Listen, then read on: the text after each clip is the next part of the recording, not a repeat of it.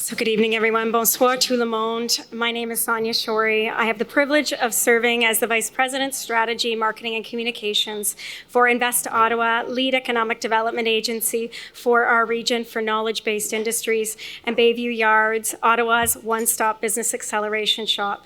It is truly a pleasure to welcome you all here this evening for the official launch of the second annual International Women's Week in Canada's capital and our launch event, the F Factor, Fueling Women Founders.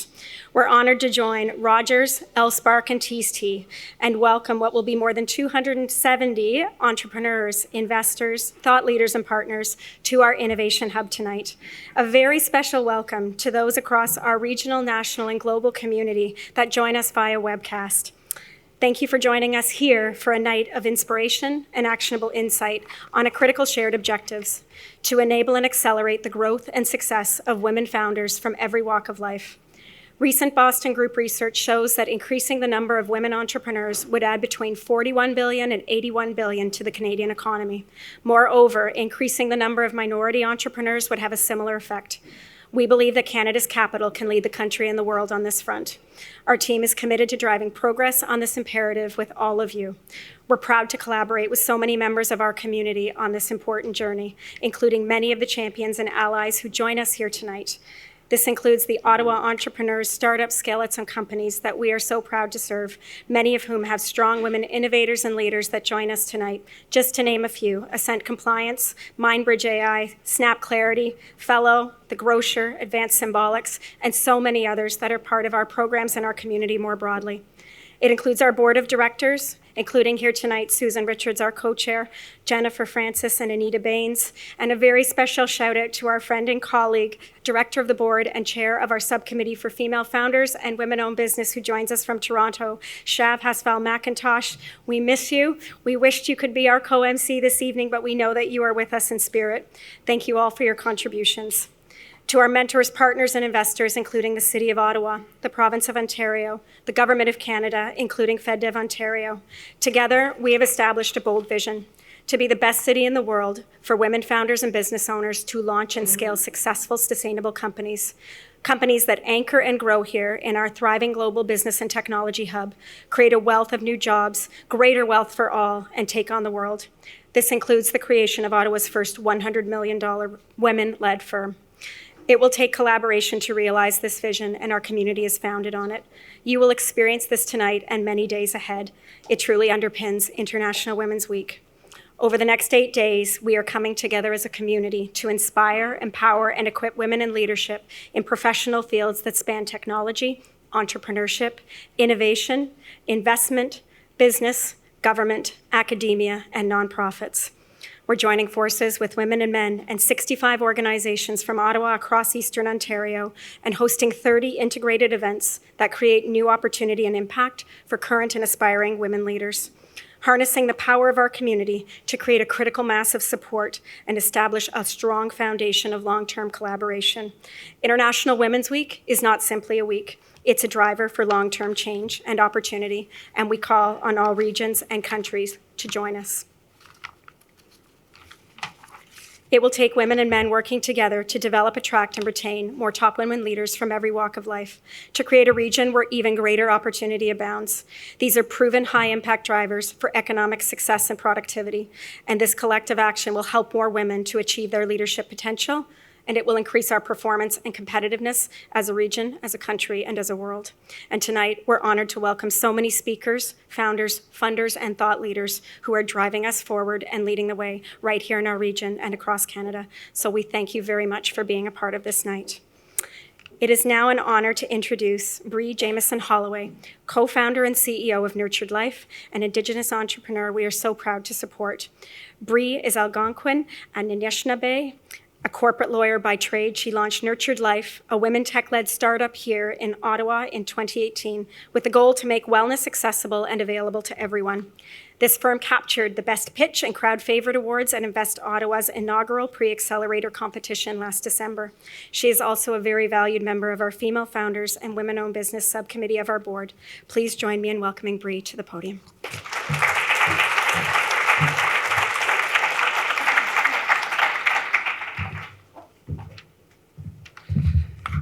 Hello, everyone. Welcome. We want to begin this evening by paying our respects to the Algonquin Anishinaabe people who are the traditional guardians of this land. We acknowledge their long-standing relationship with this territory, which remains unsurrendered and unceded. We pay respects to all Indigenous people from this region and from all nations in Canada who call Ottawa home. We acknowledge and thank the traditional knowledge keepers, both young and old, and we honor their courageous leaders, past, present, and future. Nous rendons hommage au peuple algonquin Anishinaabe, gardienne traditionnelle de cette terre. Nous reconnaissons leur relation de longtemps avec ce territoire qui demeure non cédé et sans cession. Nous rendons hommage à tous les peuples autochtones qui habitent dans la région d'Ottawa ou d'ailleurs au Canada. Nous remercions les gardiennes des savoirs traditionnels, jeunes et âgés, et nous honorons aussi leurs dirigeants courageux d'hier, d'aujourd'hui et de demain. Merci.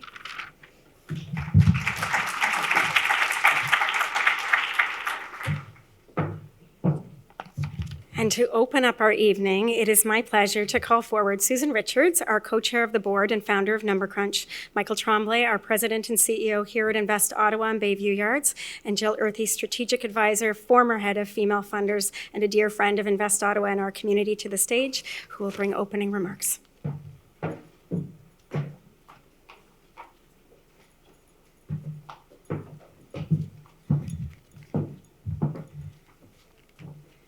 Welcome. Bonsoir. Thank you for joining us as we kick off the second annual International Women's Week. Let's applaud. We're here to celebrate. It really is a week of celebration, but I am going to introduce a somber thought, because the sobering global consensus is that despite some progress, real change has been agonizingly slow for the majority of women and girls in the world. Today, not a single country in the world can claim to have achieved gender equality. The World Economic Forum concluded in 2017 that under current circumstances, gender parity in incomes may only be achieved in 217 years. Here at home, despite the increasing rates of women launching new businesses, Stats Canada data also supports the dismal reality that gender parity in Canadian entrepreneurship is still 2 centuries away. Is this acceptable? No. Hell no. The theme for International Women's Day in 2020 is Each for Equal, which reminds everyone that it is up to each of us to create a gender equal world. You cannot lead from behind. That is what inspired us at Invest Ottawa to commit back in 2018 that we would demonstrate our leadership by making bold steps forward. We are committed to doing the tough things first to show they can be done. And you can also lead from behind. We also believe that sometimes it's better to lead from behind. And for that, we thank you and the many people who have joined us in building a strong community that is united by shared values and goals. We still have a very long way to go to realizing our vision. Achieving gender equity is about making a real change in women's lives. It involves a substantive shift, not only in the proportion of men and women under certain specific indicators, but in the deeper dimensions of social norms and a sense of identities, to be valued and respected, each of us, equally, regardless of gender. If gender equality is to be realized, work is needed to ensure that gender-sensitive policies are implemented and effective at enabling positive change for women's realities and their lives. Gender equality has several layers of complexity. It requires bold ambitions and the generous contributions of the community at large if we are to reach our goals. This is a journey. We are a collective of people who are learning as we go. We are leading as we learn. We will fail many times along the way, but we think with the support of our engaged community, we can really get there. So Michael Tremblay, CEO and leader here, do you want to take us through some of the journey we've had so far? Thank you. Thank you. All right. Welcome, everyone. I'm really thrilled for this week's activities that we have planned. And I want to take a few moments here just to kind of discuss our journey. So this is actually the finish of my 3rd year. This is like day 1 of year 4. So I'm working on it. the first year we spent really focused on putting together a strategy. And I'd have to say we're pretty happy with the strategy we put together, but we had an area of our strat plan that really was lacking. So we had an objective that was set that was around talent development. And though it was inferred in there, it just wasn't pointed enough that we focused on diversity and inclusion just overall, but specifically focusing on gender issues. And so we really decided to go deep on that after the first year. We put a lot of effort into it.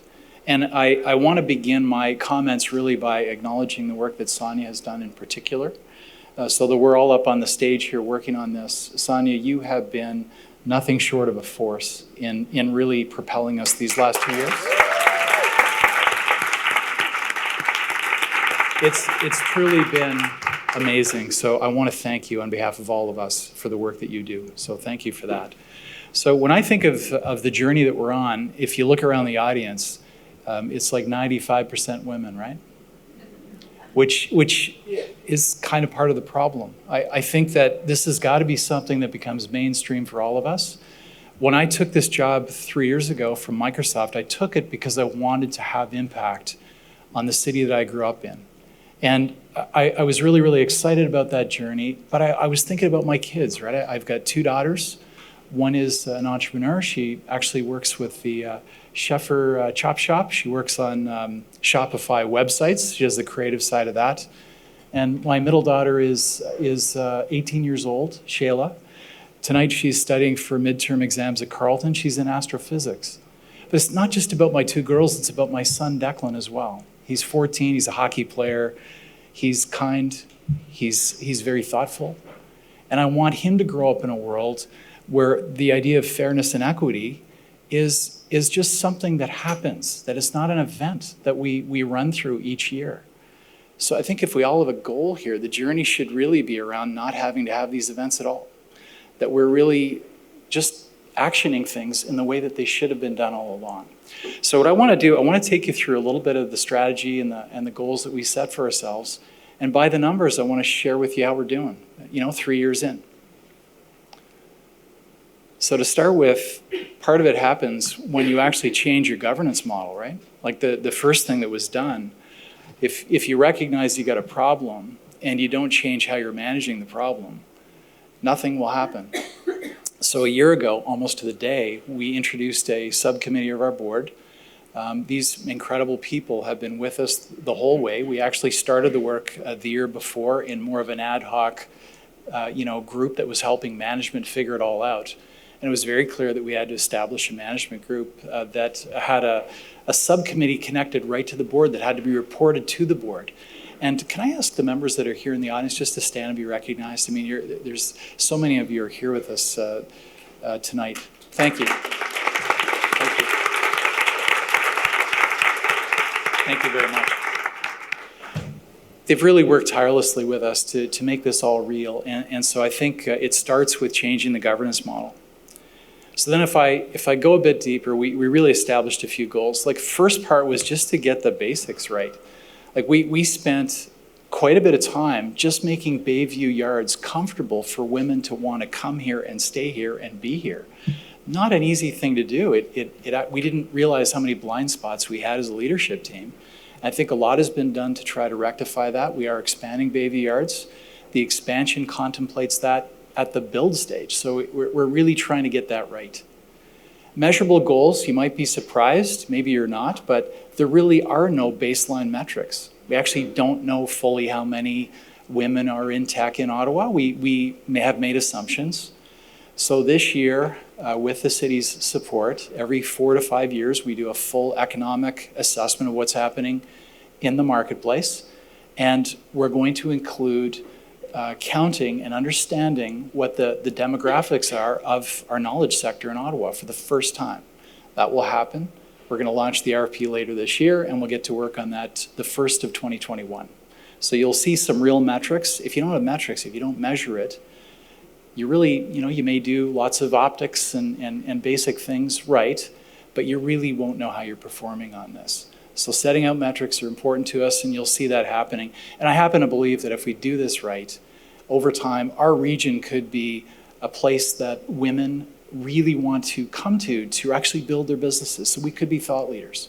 I think if we do this correctly, a lot can change in our region, but it doesn't have to be limited here. We can inspire others to do bigger things. So I think we've set out some goals that I think are interesting. We laid out the strategy along these 4 lines. Now, if you look at each of the words, this week is all about all of those things. We have done a lot in the last year, like we've got a new website that I encourage you to go look at. There's a lot of resources available to anybody here in the room, men or women, to understand how to engage. But a lot of things are already happening. I said it at the start of my comments, it isn't good enough to have an event that makes these happen for a week and then nothing happens for another year. So a lot of what we've done with our team is to really ask our organization to get behind one of our big rock goals for this year, which is embed diversity and inclusion into everything we do, all of our programming, not just event-based. Let's make it mainstream. So this year is really the year of breaking out that way. It's a good place to start. We know we have a lot more to do. So let me go through and take you through some of the numbers. So firstly, pre-accelerator, we've got Aaron in front of me here, who leads our pre-accelerator program. Thank you, Aaron, for all your hard work. If you look at the numbers, 39% of the participants that go through pre-accelerator, and let me explain what a pre-accelerator is. Before we bring companies into getting full-on coaching and mentor work, we have a 10-week boot camp where individuals come through and they pay to be here, and they go through 10 weeks of rigorous work to get their businesses to a level that they'd be considered to go into the pre-accelerator. That's actually a very big deal. We've run 5 of these so far. In fact, Wednesday night we have our 5th Pitch Fest happening, and we've already done a call for our 6th cohort. So it's really come a long way. Usually 15 to 20 people go into these programs. And so 39% have self-identified as women that have entered. 8 of 10 of the pitch competition awards, and there's 2 categories, women won them. Companies that are run or co-founded by women won those awards. And 69%, so literally 11 of 16 companies in the Pitch Fest that we'll have Wednesday night here are led or co-led by women. That's a major change actually in our operations. We really didn't have this before. And frankly, we really didn't measure it before. So it's a significant change for our operations. And if I look at the companies in our IO Accelerator, I know we've got Heather, you'll be on stage a little bit later today, and your company was chosen as a finalist for the Chavez Capital, the global finalist for, I think it's in the UK, right, if I'm not mistaken, in June? Yes. Yeah, so representing Canada. So congratulations on that. We'll be watching closely in June. And we also have Wellbe that over the weekend won the SOGAL competition. 60 applicants. The first time a Canadian company's actually won it. So Wellbe walked away not only with the accolades, but a check for $25,000. That's not bad. Led by Elizabeth, who is just an amazing founder of Wellbe. So we have a lot of great companies in here today that we're very proud of, and we're doing everything we can to support them here. So we have a small business enterprise center. I really like these numbers as well. So what this is the front end of our business. Anybody that is interested in entrepreneurship all the way through to taking training. We've got a number of programs where we actually fund businesses to get off the ground. These are some pretty good numbers. So on the front end of our business, 27% self-identify as women. We had 6,600 people come through training here in this building last year. And more than half of them were women to be trained on things like, how to set up my governance model, how to protect my intellectual property, how to file my first tax return. So I think that's a really big deal. 2/3 identified in our Starter Company Plus program. We have roughly 30 companies that go through every year. They actually get funding, coaching, mentorship. 2/3 come through as women. And 70% that are tied to our digital transformation program pilot. This is where we actually help companies that are more Main Street companies, or they can be, where we're trying to help them to modernize the businesses. And the best example in the city of Ottawa is we have Shopify come in and help them to add an e-commerce channel to their business. And so 70% women founders that have actually taken advantage of that. So we have, I believe, like we've opened things up. We have a lot more engagement here at Bayview Yards. I'm very proud of that. And then the next one I'll talk to is funding for female founders. So Starter Company Plus program, we funded 19 women founders. That's a big deal, and that's 57% of all applicants that come through. And through Jennifer's support, where did Jennifer go? Jennifer's back here somewhere. There you go, Jennifer Francis on our board. We have 5 new women angels that have been added to our investment community. Thank you so much, Jennifer, for your leadership there. That's a big deal. And there's announcements this week. Do we know which day? Tomorrow. There's watch for a major announcement on this. It's a big deal to help support funding for women-led businesses. All right. So I should talk about our company a little bit as well. So I talked about the fact that we've changed a little bit of our composition on governance structure. We did achieve last year gender parity on our board, and I want to tell everybody here, no compromises.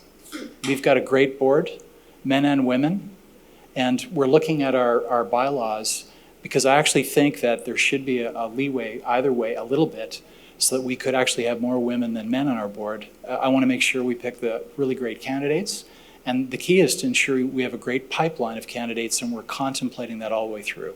So I'm very proud of that. Almost 2/3 of our company are women. Our management team is split evenly, men and women, which I think is a big deal. And this last one is an extremely important shift in just 18 months. We used to have 10% of our coaches and mentors as women. Now almost half are women. That is a really big seismic shift. If we want to have an environment that is welcoming to women-led companies, we need to have a reasonable mix of coaches and mentors that are women as well. These are major changes in the last 18 months.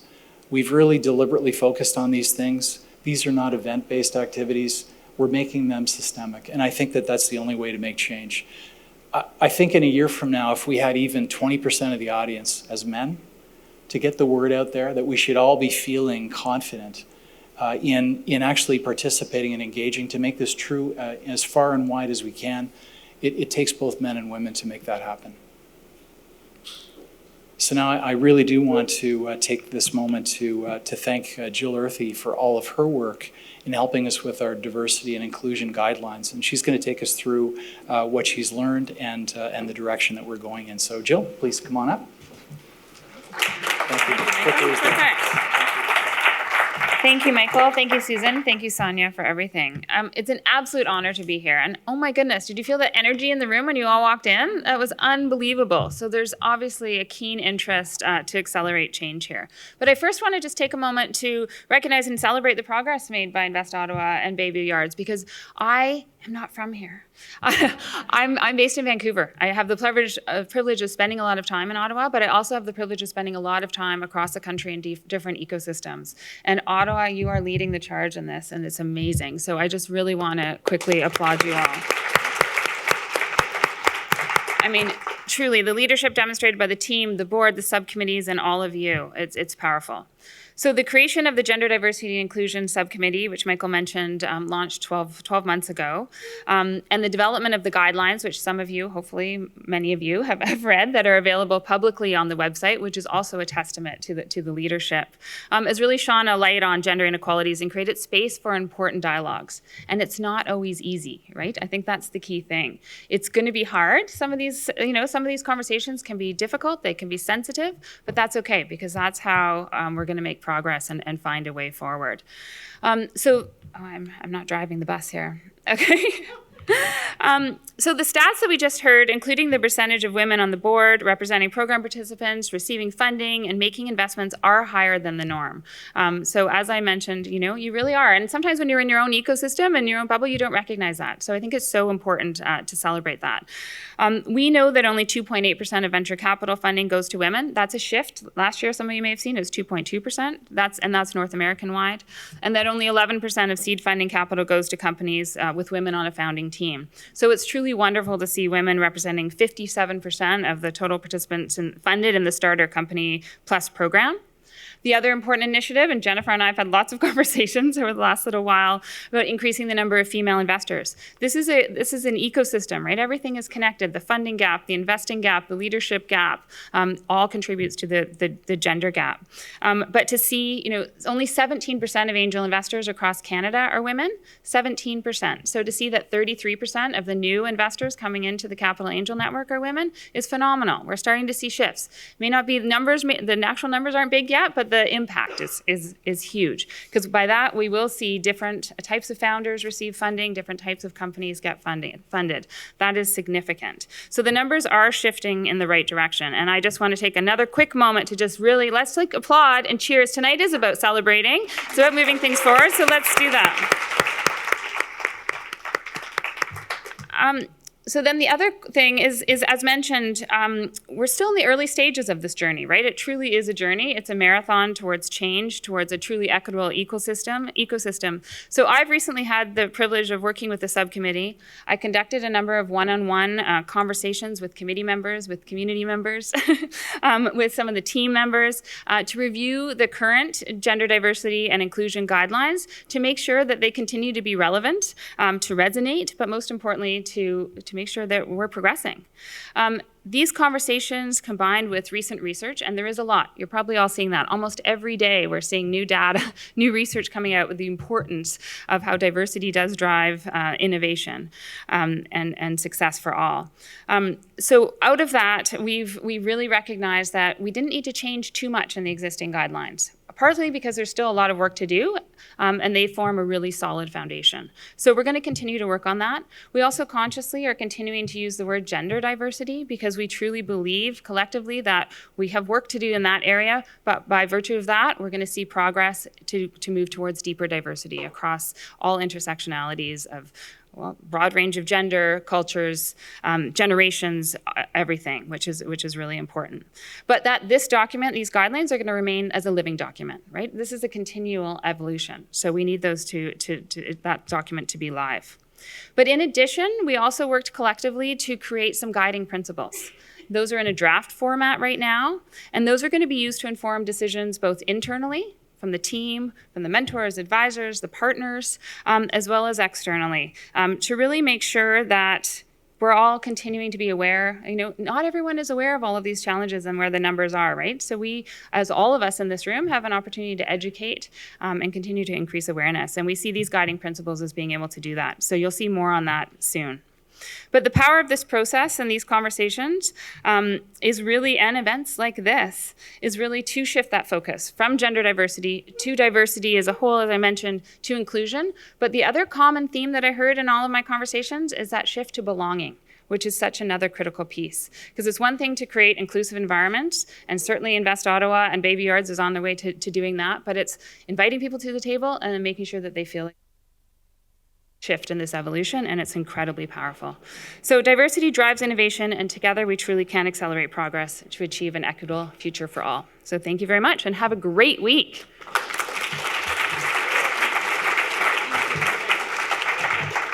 Thank you, Jill.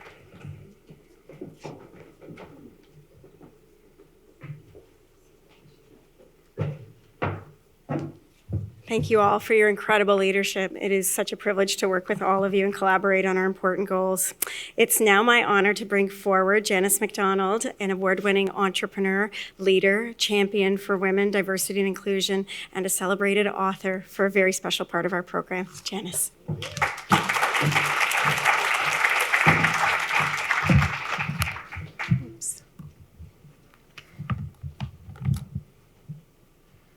Gotta do my face ID.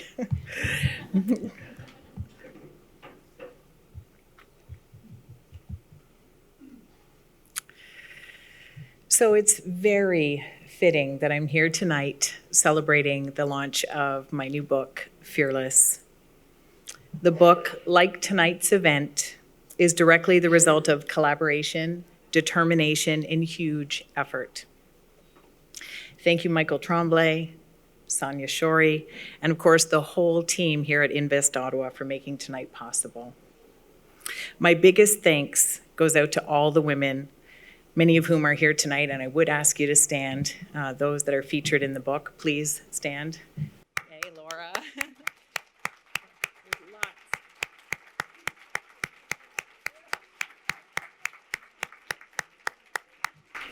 You agreed to share your candid and inspiring stories, and I'm so grateful. This book is about celebrating the fearless girl in all of us. When I think of a fearless woman, various things come to mind. Perhaps she has tales of remarkable exploits, has overcome incredible challenges, or has soared to great heights. Her courage may be shown in other ways too, small and quiet feats of Wonder Woman, as opposed to Herculean, strength, displayed simply by putting one foot in front of the other. This book has long been a dream of mine, and I brought it into the world as a way to shine a spotlight on the experiences of diverse women. Fearless is a collaborative effort created to share authentic women's stories on how we've evolved from our earliest days. Together, those features in these pages are an inspiring collection of different accomplishments, backgrounds, and experiences. The first person featured in the book needs no introduction. She's an absolutely inspiring trailblazer, and I'm so grateful to have her here. Please welcome Katie Telford, Chief of Staff to the Prime Minister, Justin Trudeau. Welcome, Katie.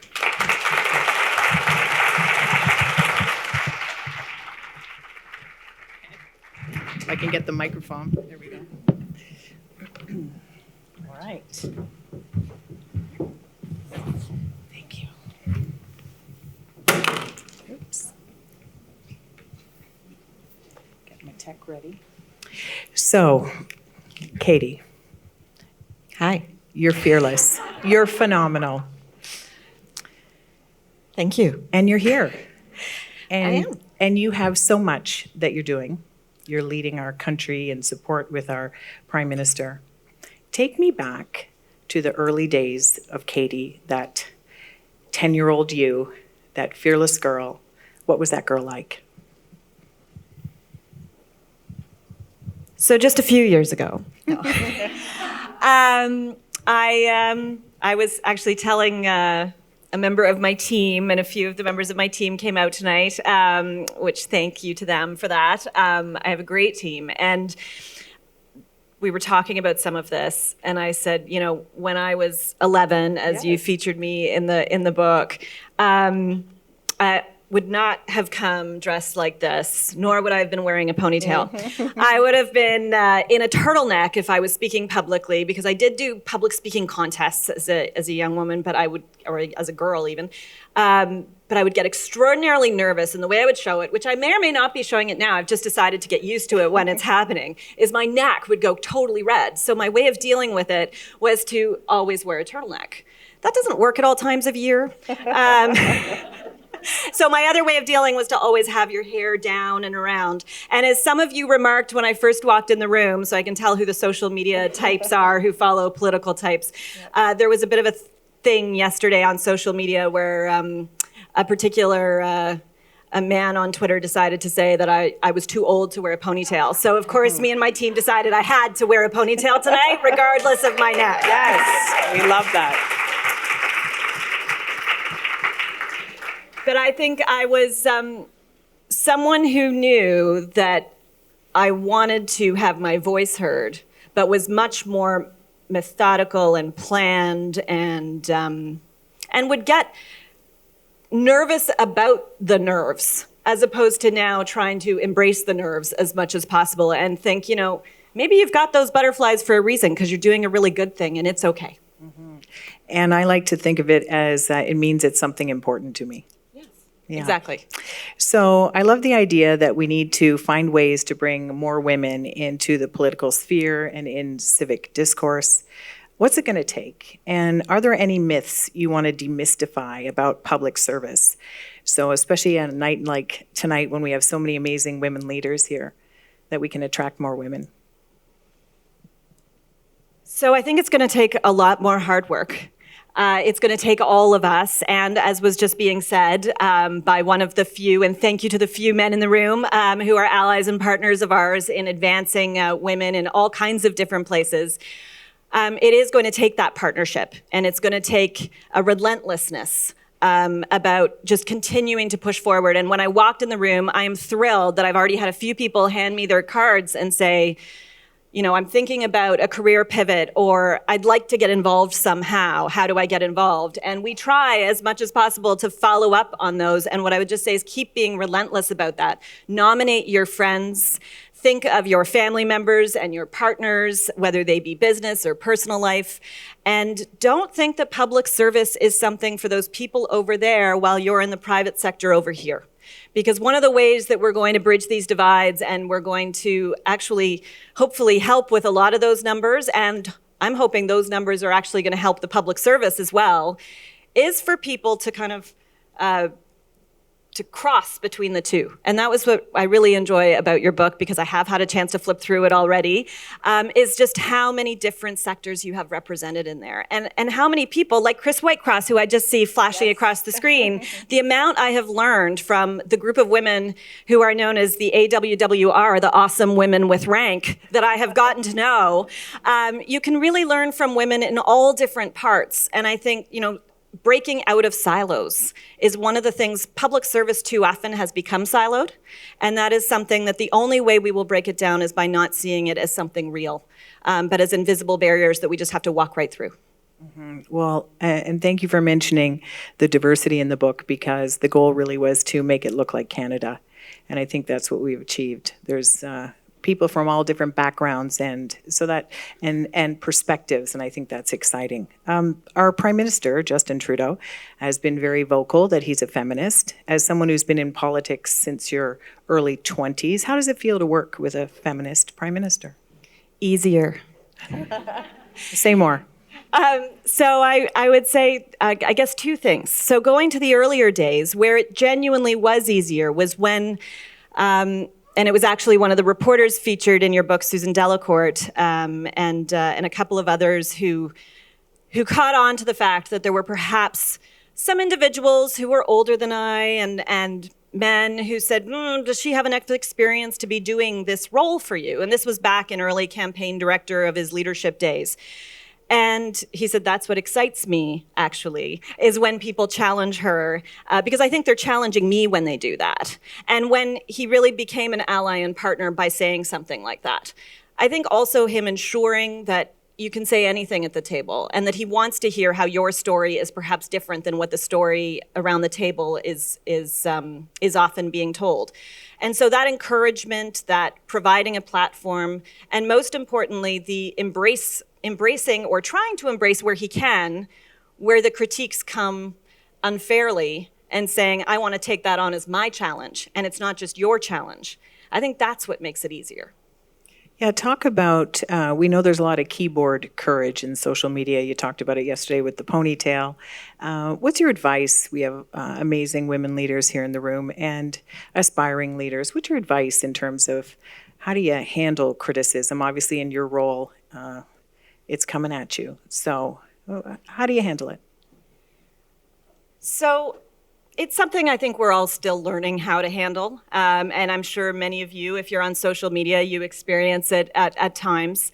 If you do put yourself into public office, they experience it in a way that I don't fortunately have to deal with, though there are moments where I get a lot of it. And in the last week, for whatever reason, posting great numbers, great results around poverty numbers, and showing that our poverty numbers were decreasing just brought out a level of animosity on social media that I wasn't anticipating.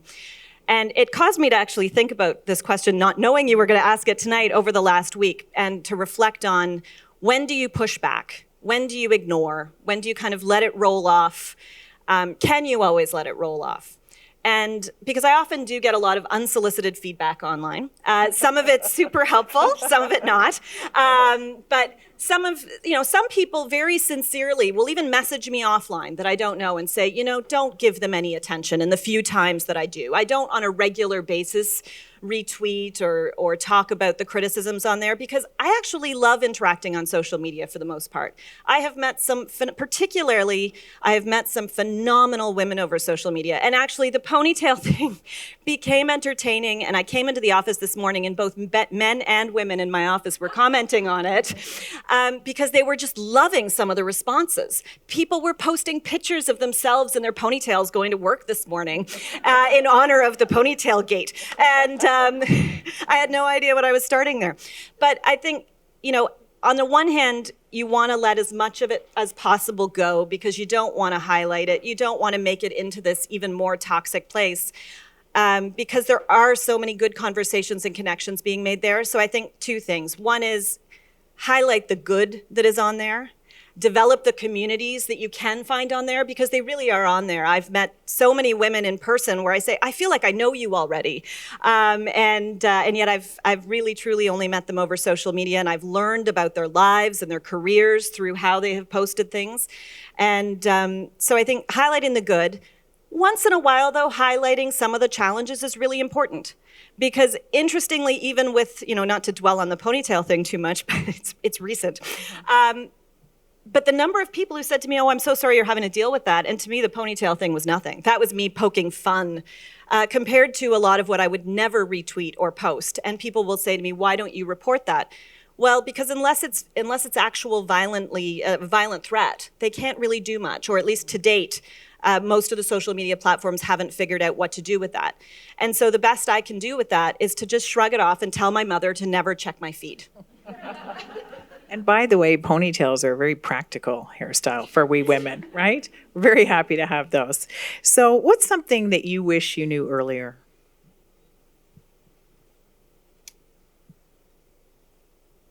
I think something that I have learned over the years, and I think it's something we all continue to learn as we go through experiences, but is how to get comfortable in the uncomfortable. And it's not just, public speaking for those of us who might get butterflies. It's also in the big moments when you fail at something, whether it be a campaign or whether, in my case, I've had a few of those that didn't work out, or whether it's a specific event or policy that you really thought was going to achieve something and then didn't achieve what you thought it was going to do.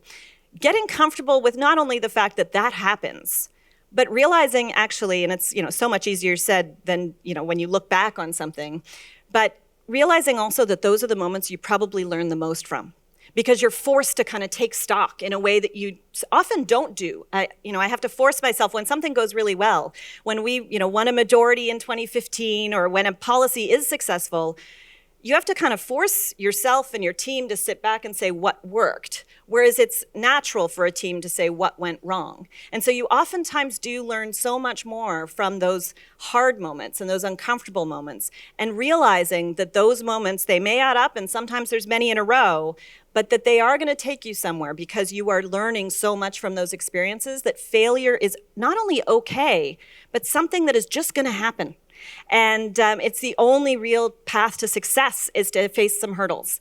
And I don't think that is something, and I know in entrepreneur life, that is something that is learned quickly, oftentimes, and is something that is taught, but it is not something that I feel like I learned through, the education system when I was in it, or through family and friends. It was something that I learned through experience. Well, and you, speaking of education, you were at Ottawa, an amazing debater. So I'm not going to take you on here now, that's for sure. President of Debating Club too. But you're talking about failure. But what about, you're in this incredible role, very demanding, but you're also a mother. And that's incredible pressure to try and balance it all. How are you managing that? How do you keep that, and also, how's family life in politics? So I think there's a lot of different things. There's no one answer, I think, to how do you manage family life in a pressure cooker job that we all have in different ways at different points in our life. And that's where I love the expression that I learned from many different women over time, and there's many different versions of this, from work-life fluidity to work-life mix, and I've heard all kinds of different versions of that, as opposed to ever trying to say work-life balance, because I think there's no perfect balance. There are times where work is going to be a much bigger part of your life, and there are times where your family is going to be a much bigger, during a maternity leave, though that was when Justin Trudeau asked me to get involved in running his leadership campaign. And I said, I'm on maternity leave, but I like that you just asked me. And then went on to do it. But in some ways, because I started in maternity leave, this has been a part of George, my son, who's 8 now. It has been a part of his life since he was very, very young. And something I was determined to do from the very beginning and continue to do, and I've actually been doing a lot recently because of the strike days, is to bring him along to work. And he learns a lot at work. So while he's not maybe getting the math and the reading that I was hoping he'd be getting at school, he has been coming in and learning all kinds of things about briefings on all kinds of issues that you've seen in the news recently. So I feel like that's just, a different form of education for the moment. But I saw him clearing the plates. Yeah, well, he's got chores when he comes in. Yeah, he's a junior staffer in the office when he's there, and given specific assignments, including if you want to be in this meeting, you cannot say a word. But sometimes he will choose, and then sometimes he will lean over and say, "I'm going to leave this one." It's like, okay, fair enough. And then the other thing is making sure you surround yourself with, whether it's family or friends, but having a network of people that support you throughout. And in my case, I am very, very fortunate to have a husband, a partner who is right now taking my son over to Kids CrossFit, not far away from here, and he understands that this is something that's very important to me and supports me in this journey. But whether it is girlfriends who support you in that, or whether it is extended family, making sure that you have a circle of people, or it doesn't need to be only girlfriends. It can be men in your life who support you to ensure that you can keep following your passion. So the title of the book is Fearless. The book opens with you. You're the first of 80 women that we feature. Take us back to a time you were fearless. What's your most recent or one that comes to mind, a fearless time for Katie? So I'm going to give you 2 quick ones. One is in the last year, almost year. You may all know that there was a bit of a political firestorm going on for my government about a year ago, and that went on for many months. And that put me in a situation where I actually felt, to a degree, fearful from being able to go out and speak in public for a while. And it's a careful line I was walking always as a political staffer who's seen as somebody who's supposed to be in the back rooms, traditionally speaking. And I very much went out of my way when I came back into sort of what I called my next sort of life as a political staffer in this role, because I'd been in and out of politics and different political staffer roles for a number of years, as you pointed out. And I made a point, though, when I became Chief of Staff to the Prime Minister and realized there'd only been one woman before me, and it was quite some time ago, that one of the ways we were going to achieve diversity and inclusion, I believe, and with the support of my colleagues and of my boss, was to ensure that we started talking more publicly about the profession of being a political staffer, so that those who didn't know somebody, so that it wasn't simply a job where you had to know somebody to get the job, or even to know about the job and to understand what the job was. But that I also believe in the see her to be her model, and so that it was important to get out there and talk about these kinds of roles, that I really do need more women and more diversity generally putting up their hands, and or we need to go to events and find them and recruit them in to be able to join. And it was in the last year, when headlines strike of a certain variety, it was very easy and difficult at the same time on a personal level to retreat, because there were a whole lot of reasons that staff go back into those back rooms and just power through. And so my commitment to myself coming out of the election and going into 2020 was to be fearless again on this point. And so I'm starting with your event tonight, and I'm hoping to get back out there, and also to encourage my colleagues to get back out there, and not just get back out there. In some cases, it's for the first time. There is no reason the young women in my office aren't out there as well, speaking on panels and speaking at events and talking about what it is to work in public service for the reasons you asked about earlier. It's an important place for us to have a diversity of voices. And I think the only way we do that is to not allow ourselves to get holed away for too long. Sometimes, obviously, it gets busy, and we can't get away. But there's a lot of us, and there's always got to be a way to have our voices heard, especially when the goal is to bring more voices in, which will hopefully help us get through many more things. But the second one, which is a bit of more traditional answer, I think, to things, is in some ways it's the imposter syndrome that strikes so many women in particular. And I remember the first time I heard it, I thought, well, I haven't had that. And who's kidding who? I think everybody's actually had it, and I've had it all kinds of times. And my husband actually reminded me when I came home from an event and said, have I had imposter syndrome at some point? And he said, yes. And he said, morning after the election, 2015, I had a text message from the then all of a sudden Prime Minister saying, could you come and talk to me for a minute? And my husband looked at me and said, he's going to ask you to be his chief of staff. And I said, no, he's not. And for a variety of reasons, even though so often I couldn't stand the expression about my boss that was used for years ahead of him becoming prime minister of how he needs to fill the suit more, because it was really code for he needs to be a certain type. And so even though I was somebody who'd pushed back against things like that, in my own mind in that moment, knowing all of the experiences I had and the relationship I had with him, I still thought, no, there's some kind of experience that I don't have, so he must turn somewhere else. And it took me a little bit to kind of get comfortable with, oh no, he really did just ask me to do this, and I'm really going to say yes.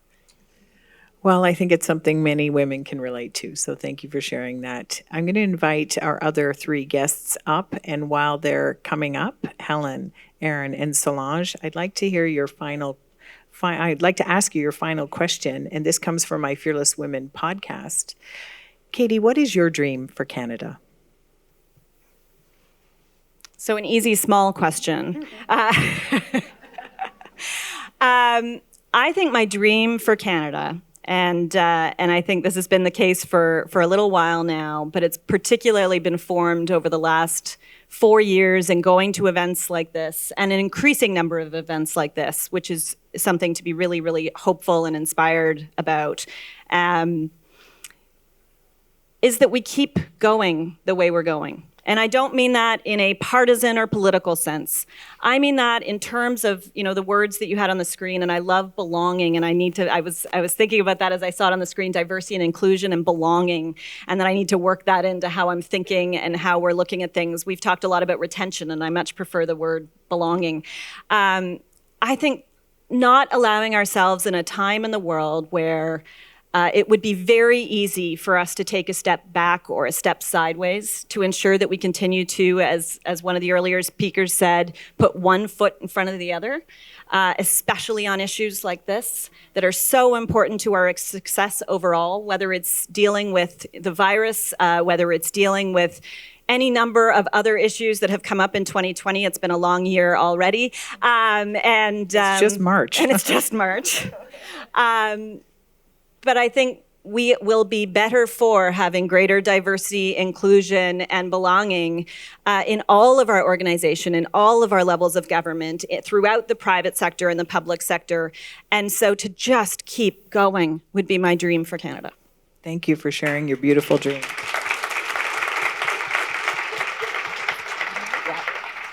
So, Katie, thank you so much. And thank you again, Katie, and I'll invite our three other speakers, 3 women featured in Fearless, to come on up. Who's going to go first? I can go first. All right. So first up, Aaron. Sure. Okay.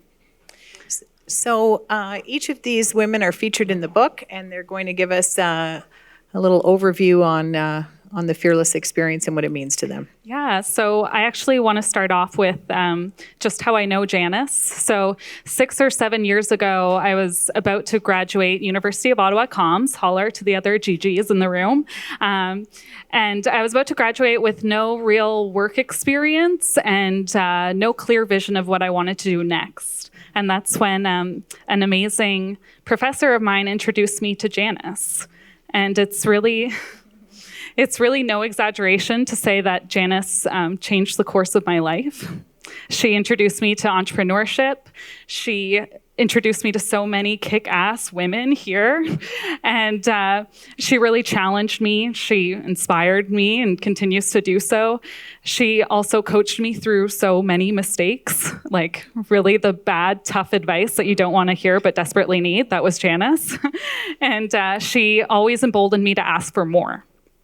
One thing that really resonates with me is you shared the mantra from Susan Jeffers, feel the fear and do it anyways. And that's something that I'm repeating to myself right now.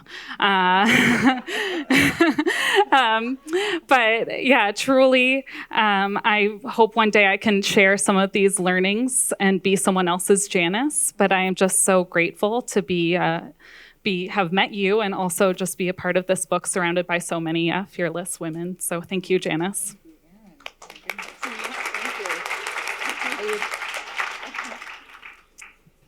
Okay, I'll go next. So I remember the question was, what did I take away from being part of this book? And I have to say, it was extraordinary. First of all, to be asked to participate, and for that I thank you, Janice. But I think the biggest gift for me was the opportunity to reflect on my long life. I think I should have more than 2 minutes. These other people are much, much younger. It's hardly fair. I have so much more to say. But I also, before I go any further, I want to thank Sonia and Michael and the whole team here. I remember coming here for the first time and feeling terribly out of place. And it was because there weren't many women here. And it's really changed. I have a new challenge for you, but I'll get into that in a moment. But so I realized that when I did this reflection, I realized how important family was, family and friends. I consider friends to be the family that I actually chose. And I see that the pictures, because I haven't seen this in a few months, well, perhaps 8 or 9, I don't even remember what I wrote. But I have pictures of myself with my brother. I have pictures of myself with my grandchildren. I realize how important family is. But I also, before I say anything else, I want to challenge everybody here. We've talked so much about diversity. In my older years, I have confronted ageism head on. And that's one of the reasons why I became an entrepreneur in my late 60s. It's because everybody is going to get old if they're lucky. And many of us, so it's a bias against your future self. And in businesses and companies and organizations, when we discriminate against older adults, we're discriminating against our future. And there's a demographic shift right now. We need to take advantage of the experience and expertise of older people. And we also have to think of older entrepreneurs, such as myself. I'd love to feel like I belonged here that much more. So thank you.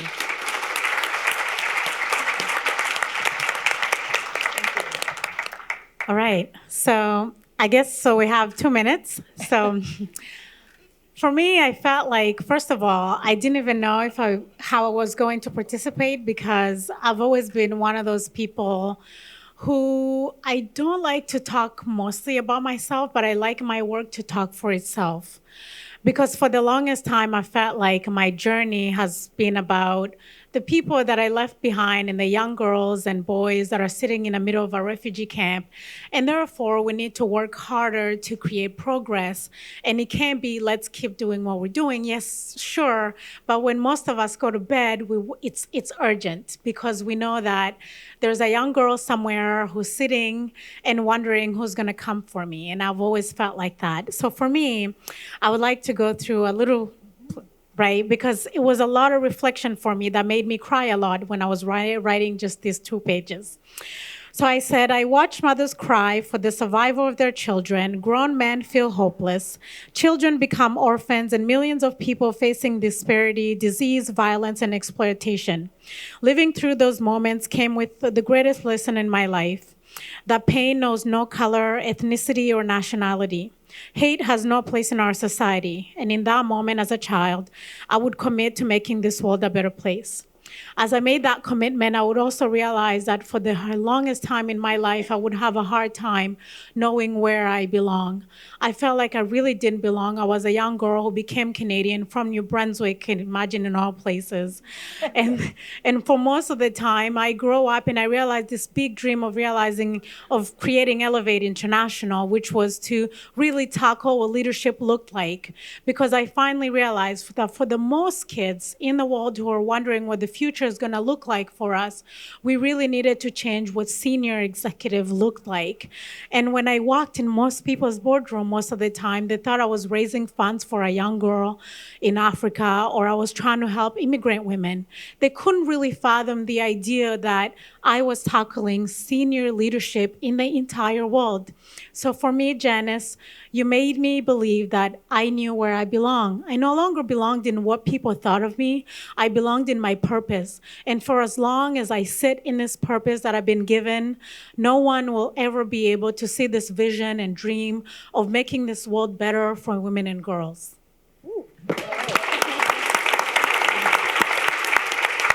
Thank you. Thank you, each of you, for sharing, and also, again, for all the remarkable women in the room that participated in the book. So thank you again.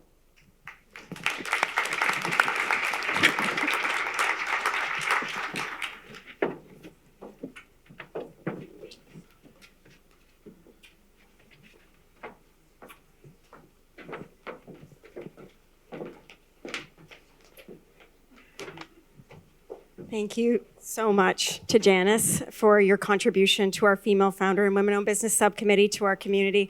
I've had the pleasure of working with all three of the women that you had on the stage, and would love the opportunity to work with Katie Telford in future.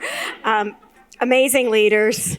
Helen, an award-winning entrepreneur, Solange, launching an organization that I believe in so strongly. I'm so privileged to sit on the board of Elevate International, and we are proud to support you as a community. And Erin, you are a rock star that is crafting the programs. You are already a Janice, a leader in your own right, so please don't ever forget that. You're amazing. And it is now my pleasure to invite forward to the stage Sheena Brady, who is the founder and CEO of Tease Tea, the Founders Fund. She was just on our stage sharing her entrepreneurial journey with Talisa Daughtry with the U.S. Embassy just a few days ago. Please join me in welcoming her to introduce our keynote panel.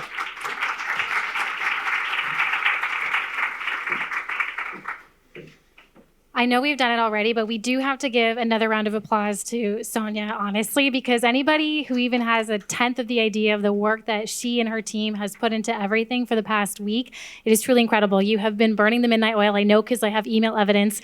So thank you for your hard work in putting all of this together.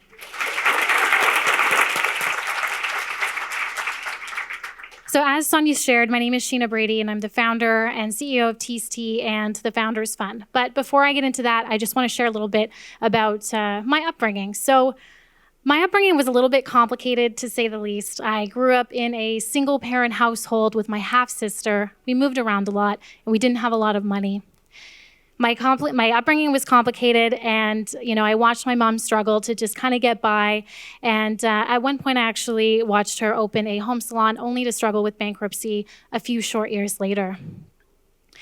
If you looked at my upbringing and you looked at my family history, and you chose to put that into data points, technically, I probably shouldn't have ever maybe even finished high school, let alone go to college and graduate college.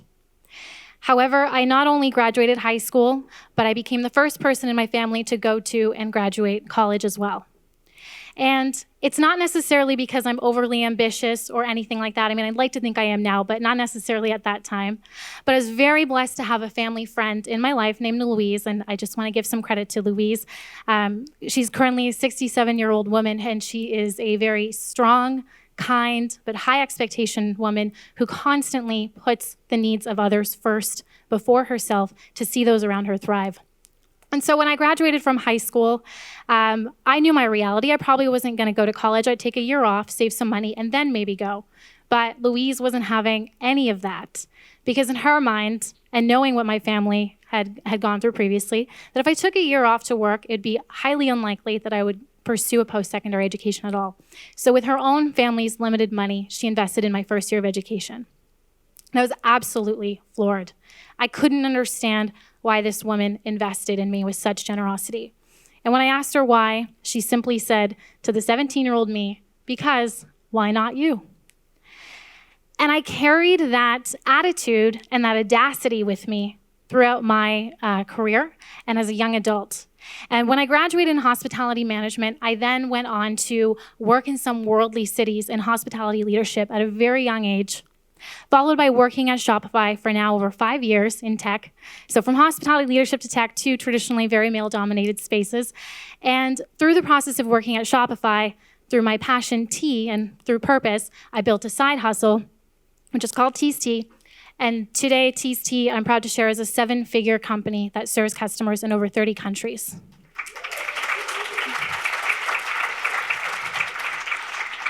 Tease Tea is a values-first company, and with every purchase, we donate to programs that are dedicated to empowering women. In 2019, my team got a lot more intentional about what this means. And so we created the first ever Founders Fund, which was built out of my personal passion to help support the next generation of budding entrepreneurs. In 2019, we basically challenged successful established entrepreneurs and said, what are you doing to pay your success forward? Can you contribute the currency of time and help mentor women entrepreneurs? Or can you contribute the currency of money and help fund women entrepreneurs? And I'm incredibly proud to share that because we all inherently have in our DNA as entrepreneurs, I fundamentally believe this, the desire to want to help pay our success forward, we were able to help support over 200 women identifying entrepreneurs across the country gain access to mentorship and resources for their business, and ultimately fund 5 companies. Thank you. We reached 11 out of the 13 provinces and territories, and we had over 40% identify as a visible minority. But why does this even matter? So BDC released some stats last year about small businesses, and though we've heard tonight we are making incredible progress in Canada, the reality is currently only 16% of all small businesses across Canada are majority owned and led by women. So though there's been a lot of progress, there is still a lot of work to do. So for International Women's Week, I want to challenge us all on what we can do to invest in women entrepreneurs. And I'm going to break it down really simple. It doesn't have to be limited to currency. I have 3 big takeaways. The first one is demonstrating allyship. This extends to not just women entrepreneurs, but women in business. It is all of our responsibility to step up and help mentor and coach, support, and nominate women for opportunities. If you see an opportunity that you think a woman would be exceptional for, tell her and say, I think you should apply for this opportunity, or I think you should go after this opportunity because you are exceptional at X. The confidence barrier is very, very real. And you may already know this, but there's data that shows that if a job post is opened, a man who only has 60% of the credentials will still apply and just go for it. And that's awesome. So we should all do. But women feel like they have to have 100% of all the requirements before they even apply. And I think that the irony is that even though women are less likely to apply for jobs in the same rate that men do, they're actually statistically more likely to get hired. So my second challenge for everyone, check your unconscious bias. We all do it, and it's okay. We all make mistakes. Just last week, I was invited to what I felt was a prestigious event. It was the United Nations Women's Luncheon Panel here in Ottawa. And at the end of the event, in a sea of corporate suits, I probably stood out a little bit. I wore some loud colors, and I might have been a little bit younger than some people in the room. And I introduced myself to one of the guests, and she immediately responded with, "Oh, are you an event organizer?" I think she was slightly embarrassed when I introduced myself and said, "No, I own 2 businesses, and I work in leadership at Shopify." And as I felt her slight embarrassment, I felt bad because, I know it was nothing but positive intent, and it was completely harmless. And this is just a small example of the gender bias that continues to exist today. And of course, we saw that data point today about VC funding for women. It's gone up from 2.1% to about 2.8%. We still have a lot of work to do. We tend to naturally associate ourselves with people who look like us and people who think like us. And that is at the core a huge challenge with conscious bias. So I ask you to check that. And then finally, my third tip is to share your story. So if you've had a positive impact in your life on a woman entrepreneur or a woman in business, tell your family, tell your friends, tell your network. Why? So that they might be inspired to step up and do the same. If you are a woman who has started a business, whether it was a huge success or a failure, or a combination of both along the way, tell the world. It is only that if we share our stories that we can continue to learn from each other and continue to improve. If you want to learn a little bit more about the work that our team is doing at the Founders Fund to help support and elevate and create more entrepreneurs across Canada, particularly women identifying entrepreneurs, we are here tonight and we welcome to have some conversations with you. But on the note of incredible women leaders and entrepreneurs, it is my absolute pleasure to introduce our panel tonight. We have JC DeHoop, co-founder at The Gist, Forbes 30 Under 30, and Techstars 2019 from Toronto.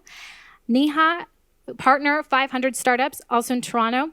Stephanie McGinty, Chief of Staff, Real Ventures, Toronto. Sandra Ng, angel investor from the Capital Angel Network here in Ottawa. Nita Tandon, founder and CEO of Dalchini Stainless, a top 25 Canadian venture owners in 2019 for CEO and 2016 Mompreneur Startup Award in Ottawa. And finally, Heather Ward, CEO and co-founder of Tandem Technical. Thank you.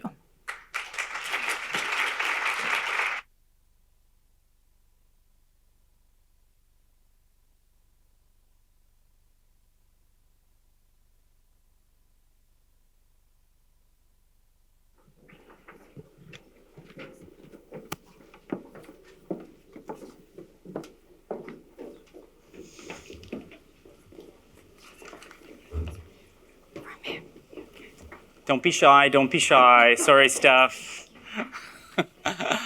So welcome everybody to the F Factor. So my name is Nick Quain. I'm the Vice President of Venture Development here at Invest Ottawa, and it's my privilege and honor to moderate this panel in discussion. So we want to make this a discussion today to talk about the F Factor, which is all things F. Female founders, failing fast, fearless, ferocious, fierce, funding, and maybe some F-bombs thrown in. It's this event has been rated M for mature, so it's okay.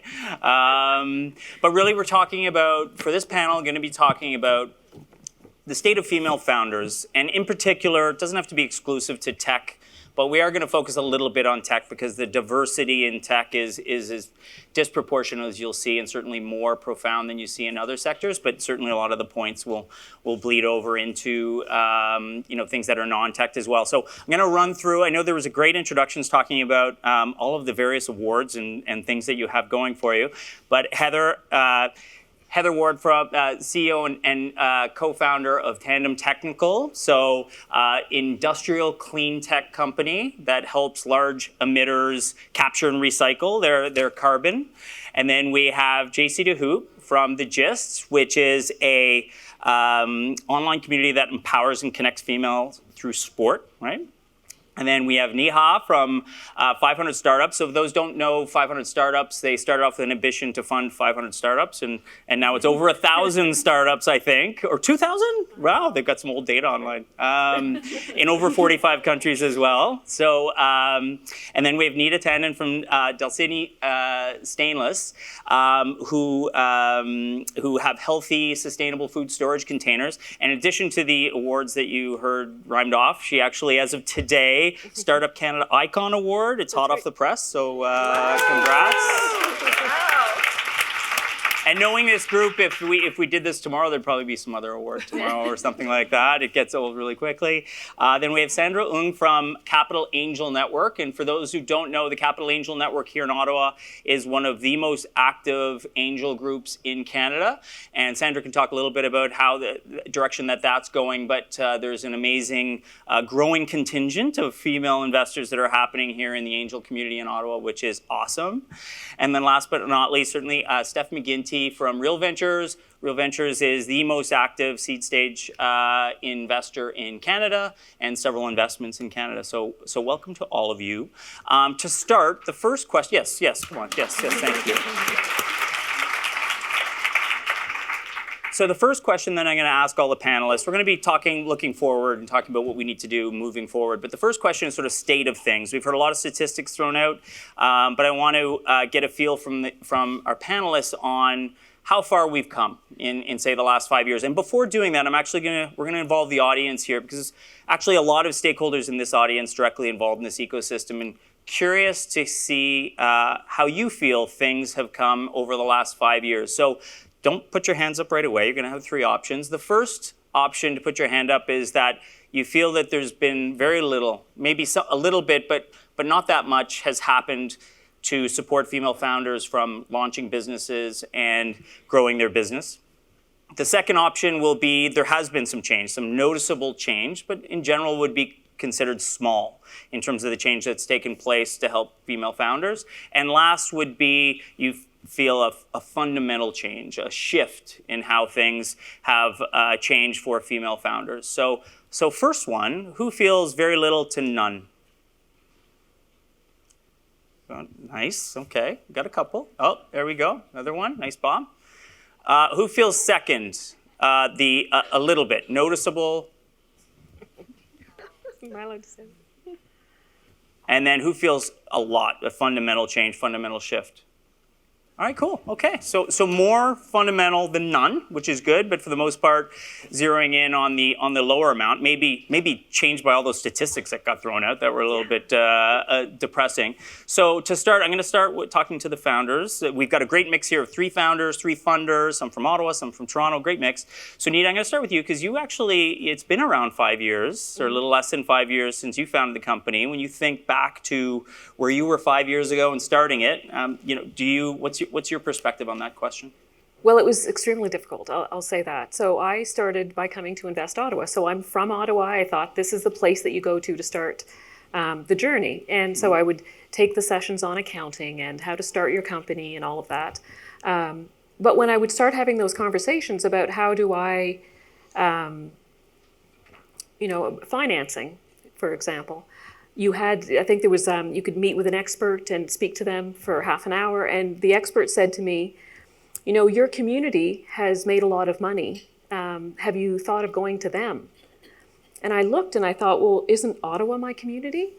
And I was shocked that no matter what I did, I constantly looked like an outsider to them. And that was really disheartening. The other was they would give me advice and said, don't go to your bank because they don't fund companies like yours. It's not scalable. And I thought, how do you know it's not scalable? You've never really dug deep enough to find out if it is. There was this perception that only companies that were tech were scalable. Innovation only happened with tech, and innovation couldn't happen anywhere else. So I took what I could, and I carried on. Having said that, I did meet a couple people at Invest Ottawa that went outside the norm and took a step forward for me and made sure that I got in to see certain people.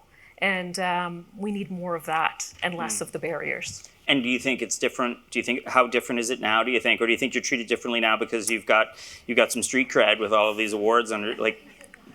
I think there's a little bit of street cred, to be honest. But I also, when you showed the stats earlier on and you said 50% were coming to the groups and all of that, I was part of that 50%. I think I would like to see how many stayed.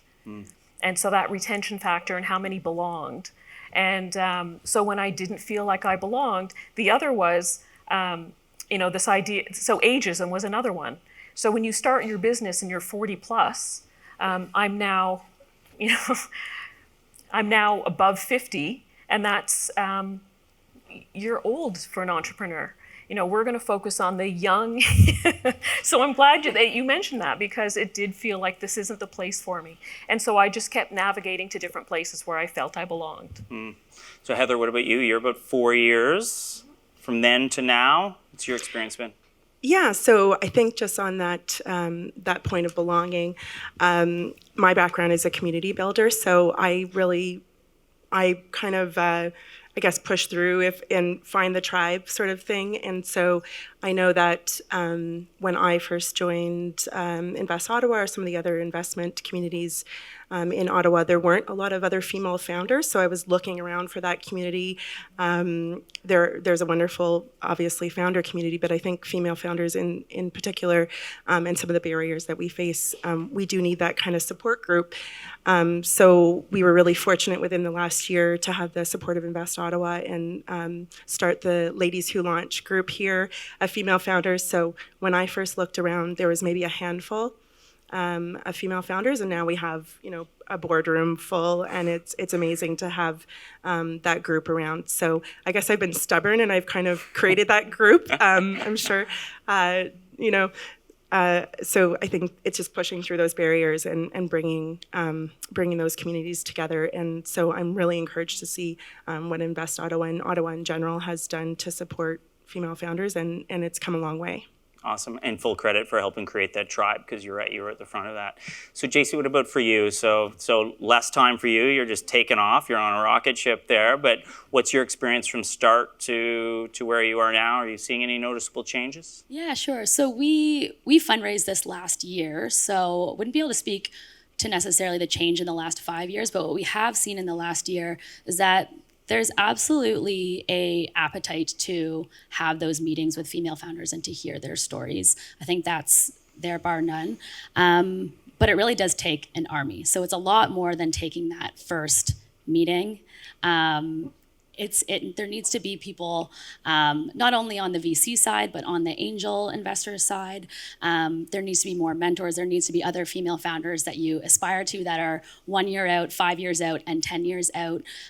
It really requires just a lot of moving parts for there to be success in a startup in general, but especially in fundraising too.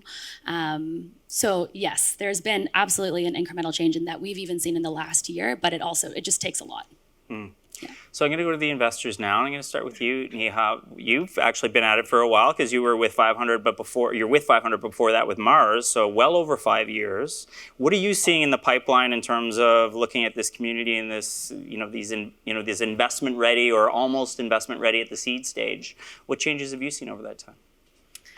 I've seen a drastic change, not just in the number of female-founded companies that are sort of fitting the mold of what VCs look for, but even on the investor side. I mean, when I started in venture, which was actually 10 years ago, 10 plus years, there were very few women in venture that you could sort of lean on. I mean, venture, surprisingly, is very much a relationship-driven business. So much of what you do on a day-to-day basis is striking relationships with not only founders, but with other investors as well. And that's sort of how you sort of meet and greet people. And it was really hard to break into that because it really was a lot of socializing happening after work, beers. You just, as a female, you're just on the outside of that. But just last year, actually, there's an initiative started in New York, a Women in VC initiative. There's now 2,000 women from all over the world that are connected on Slack through an email list, and we have everyone's contact. And anytime a company of mine wants an introduction to a specific firm, I comb through this database, and 9 times out of 10, I will find a female at that firm that I can then connect with. And 10 times out of 10, they will take that connection. So it has become such a powerful resource, not only for me, but for the companies that we fund as well that are looking for that. And this just didn't exist before. So, when you ask the question of what kind of fundamental change have you seen, this is so powerful. And, men aren't able to collaborate in this systematic way because there's so many of them. But because our network is growing, we're able to really come together in an organized fashion and do something which is really incredible. Very cool. Yeah, something specific, that giving an advantage to turn things the other way. Now, looking at Real Ventures, recently announced the first managing partner in venture in Canada. That's a female, Janet Bannister. What's it been like at Real? Because you've actually been there for several years, 3 years? 3 years? Is this on? Oh, yeah, there you go. Hi, everybody. Thank you so much for having me. So yes, Real, we just named the first managing partner to lead one of the biggest VC firms in Canada, Janet Bannister, which is exceptional. I guess I can speak, yes, it's been very positive over the last couple of years. I can speak to Real specifically. We It starts with us. It starts with the investors. So we have made a concerted effort to recruit folks who not only are gendered, obviously men and women, but who have different backgrounds, who are extroverts versus introverts, who have different educational experiences. So it's not just about that, but it's really building a diverse team. And we found that having a more diverse team, we are then more likely to invest in more women founders. And the statistics show that now firms that have at least one female partner are twice as likely to invest in a company that has a woman founder. So we've really focused on ourselves because we know that is extremely important, and the numbers are speaking for themselves now. So that's a really positive update for us. Awesome.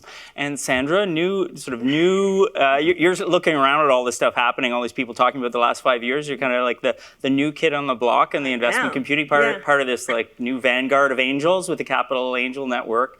What's your take on all of this? Because you haven't been part of that investment community over that time frame, but are sort of coming in and getting educated by some of our city's leaders in this regard. Yes, that's right. I arrived from Singapore in Ottawa about 5 years ago. So I'm learning the city, and I joined the Capital Angel Network in 2019. So let me just start by saying that, angel investing needs private wealth.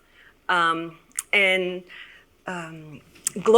women's share of wealth is increasing. It's rising. And recently, the Boston Consulting Group had predicted that by 2020, women will have $72 trillion. That's 32% of global private wealth. That's a lot of money. And at the Capital Angel Network, right now, our current membership is 22% women. And more interesting is the fact that since January 2019, we have 32% new members who are women. So that's a really good number. Awesome. And 32% of the companies that CAN has backed have a woman founder. So that's even better news. So it seems like 2019, 32 is the significant number for 2019. And I'm just optimistic that 2020 and going forward, we're going to move that dial. And I like to see it at 51.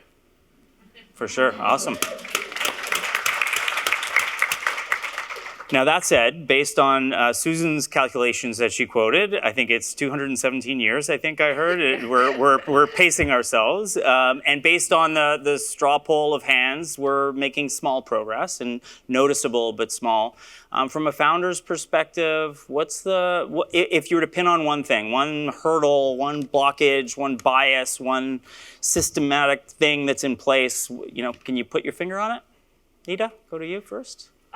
Actually, the three things that Sheena spoke about, I would say those are the three things. I would say the unconscious bias, and we all have it. And I'll give an example. It happened with me as well. My first shipment was coming from India, and I started my business out of my home. And the shipment arrives, a huge transport truck arrives, and driver comes out, knocks on my door, and says, "I'm here looking for the CEO of Dalcini Stainless." And I said, "Oh, that's me." And I looked at her and I said, "You're the transport driver?" She was a woman driving this massive truck. And I said, "You're going to carry," and she said, "Yeah." So we both gave each other a high five and said, "Let's do this." But I too had an unconscious bias. And so I think we all have it. And I think it's to acknowledge that we have it and change it for the next time. And also to speak out about it. There's this view that if you have an unconscious bias, that somehow you must be racist or gender bias. There's a negative to it. I think speak about it and laugh about it, because we all have something, but figure out what that is and check it. Just push it aside. And whether, like right now, it's manufacturing. And for me to get warehouse space, it's a very male-dominated area. And this view of a woman coming into warehouse space, I didn't realize how strong this unconscious bias was. I just couldn't break it. And it's just one of those things. I think unconscious bias is a massive one for people to speak up about it. And I can't remember your third one, but it was that one too. Share your story. Yeah, that's it. Awesome. Now, Heather and JC, you're in two different sort of situations. Heather, you're in a very male-dominated kind of sphere. How is that, to you? Is that how much an advantage, disadvantage? What's your take on if there's one thing that sort of cracked the nut in your space? Yeah, absolutely. So I'm going into cement factories and very industrial manufacturing facilities. So I kind of stand out, I guess, in that sense. I like to think of it as a superpower. So the fact that we can stand out and we have a female founder and female CEO in this space of carbon tech, which I'm really virtually the only female CEO in it. So I try to use that to my advantage. And in some of our customers' cases, so for example, Lafarge, the North American CEO, is actually a woman. So those, we're also seeing those kind of companies changing within as well, having diversity and inclusion. I guess on the other point that Sheena made on the why not me, so that was also, and the part about women not always applying for the jobs unless you have 100% of the qualifications, and that imposter syndrome. So definitely when I met my co-founder, who's our lead engineer, I looked and said, why has that technology not been commercialized? What difference could I make? And I think all of women in the room, in solving some of the social and environmental challenges that we have, we need to come to the table and we need to say, why not me? Because a lot of these solutions need, we need collaboration for the innovation to happen. So we need to have our voice and our skills and talents brought to making that change. So I think for me, I've tried to use it as a superpower and not have it as a barrier. Awesome. And JC, for you, you're actually building it's different. You're building a community of women supporting each other. What's your take on that? Or are you specifically more focused on going after sort of female supported initiatives, or how do you tackle that with such a focused approach? Yeah, so we create sports content, experiences, community that are all by women, for women, recognizing that for many women, sports is, this topic and this area and this community that it's really easy to feel on the outside or excluded from. And so when you are talking to mostly male potential investors about that pain point, it's not something that just honestly resonates with them. The response that we often get is that I'll talk to my wife or my EA or what have you. And those investors that have been our most engaged and have really understood, oftentimes that are male, oftentimes have a partner in their life that loves the gist. So that's been an interesting observation, but I think that it does come from diversity on the fundraising side, and whether that's the VCs, whether that's the angel investors, we're always looking for more women on our cap table who just the pain point will resonate with. Because those investors also really become your mentors, your advisors. They open up their own networks for you. And so just them being able to understand that pain point when you're building a product that's really specifically for women can be really difficult. But that said, I think we've spoken to a lot of the progress that's being made, and that there are angel networks and VC firms out there that have really amazing women on the other side of the table too. And there are a lot of men that do understand that pain point as well. But sometimes you got to find them. Yeah. Right. Okay, let's swing it over to the investors, because in some ways, you guys can only do so much, right? We talked a lot. You saw the numbers from Invest Ottawa's perspective, these impressive numbers of female founders at the early stage, right? But we can tell you guys have seen our venture board. The more later stage you get, we can't create a female founder and all of a sudden create a scale up, right? And we have much lower numbers as that pipeline goes on. We acknowledge it, and we're trying to fix that with that pipeline. But for you guys, how do you approach this when there's only so many companies that come forward that are female-led? Do you specifically put in place things where we're going to look at so many that have to? How do you approach that? Jump in, any one of you. So we don't have quotas, or we do track how many female-founded companies we see. We don't necessarily have a quota that we need to meet, nor do I think that's the best approach. I think there's pros and cons to either side. When we look at companies, we've established an investment decision process that is based on fact and not interpretation. So when we make investment decisions around the table, we sit together as an investment team and we go through key criteria, again, that are based on facts, not interpretation. And anybody around the table is invited to dispute something.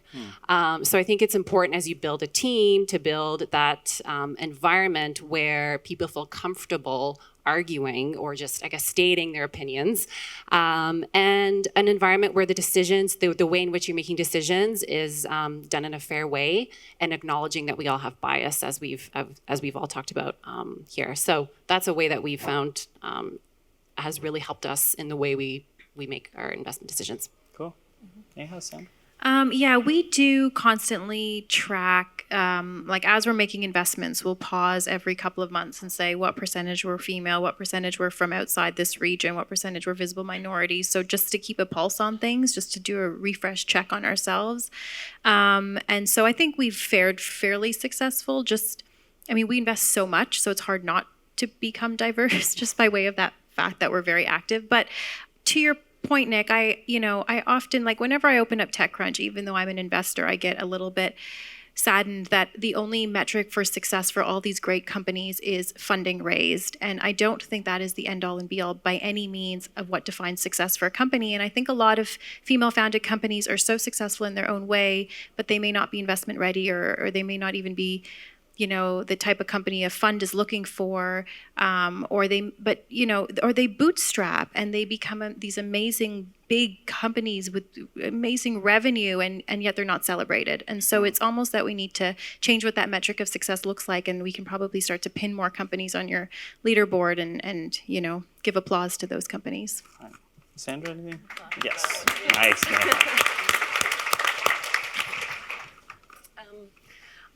I think the last bastion of kind of structural power is money. Okay.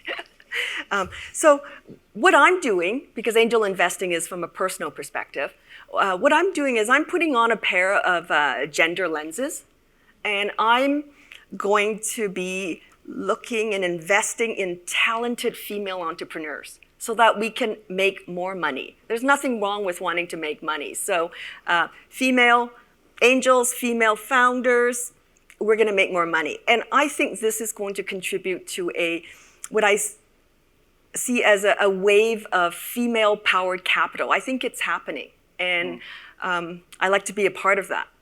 And on a plug for tomorrow's announcement, you guys have to follow Invest Ottawa and Capital Angel Network on Twitter, because it's going to be amazing. I'm part of this group of women that's backing the initiative, and I'm super excited. So follow them on Twitter.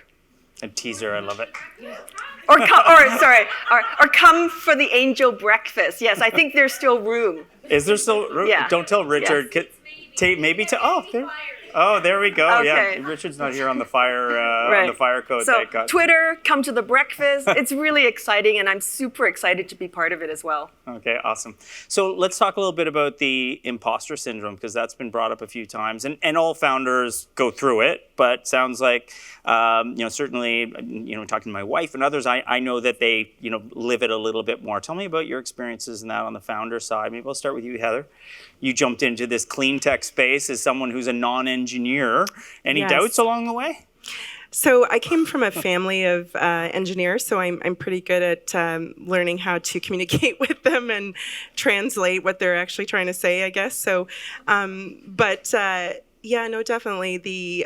Even just as recently as last week, I was in Toronto, and I won't say where, pitching to an investor, and he kind of looked at me, or this person looked at me and said, well, why are you the CEO? You're not an engineer. You're kind of, and it really is, it's a question I get a lot.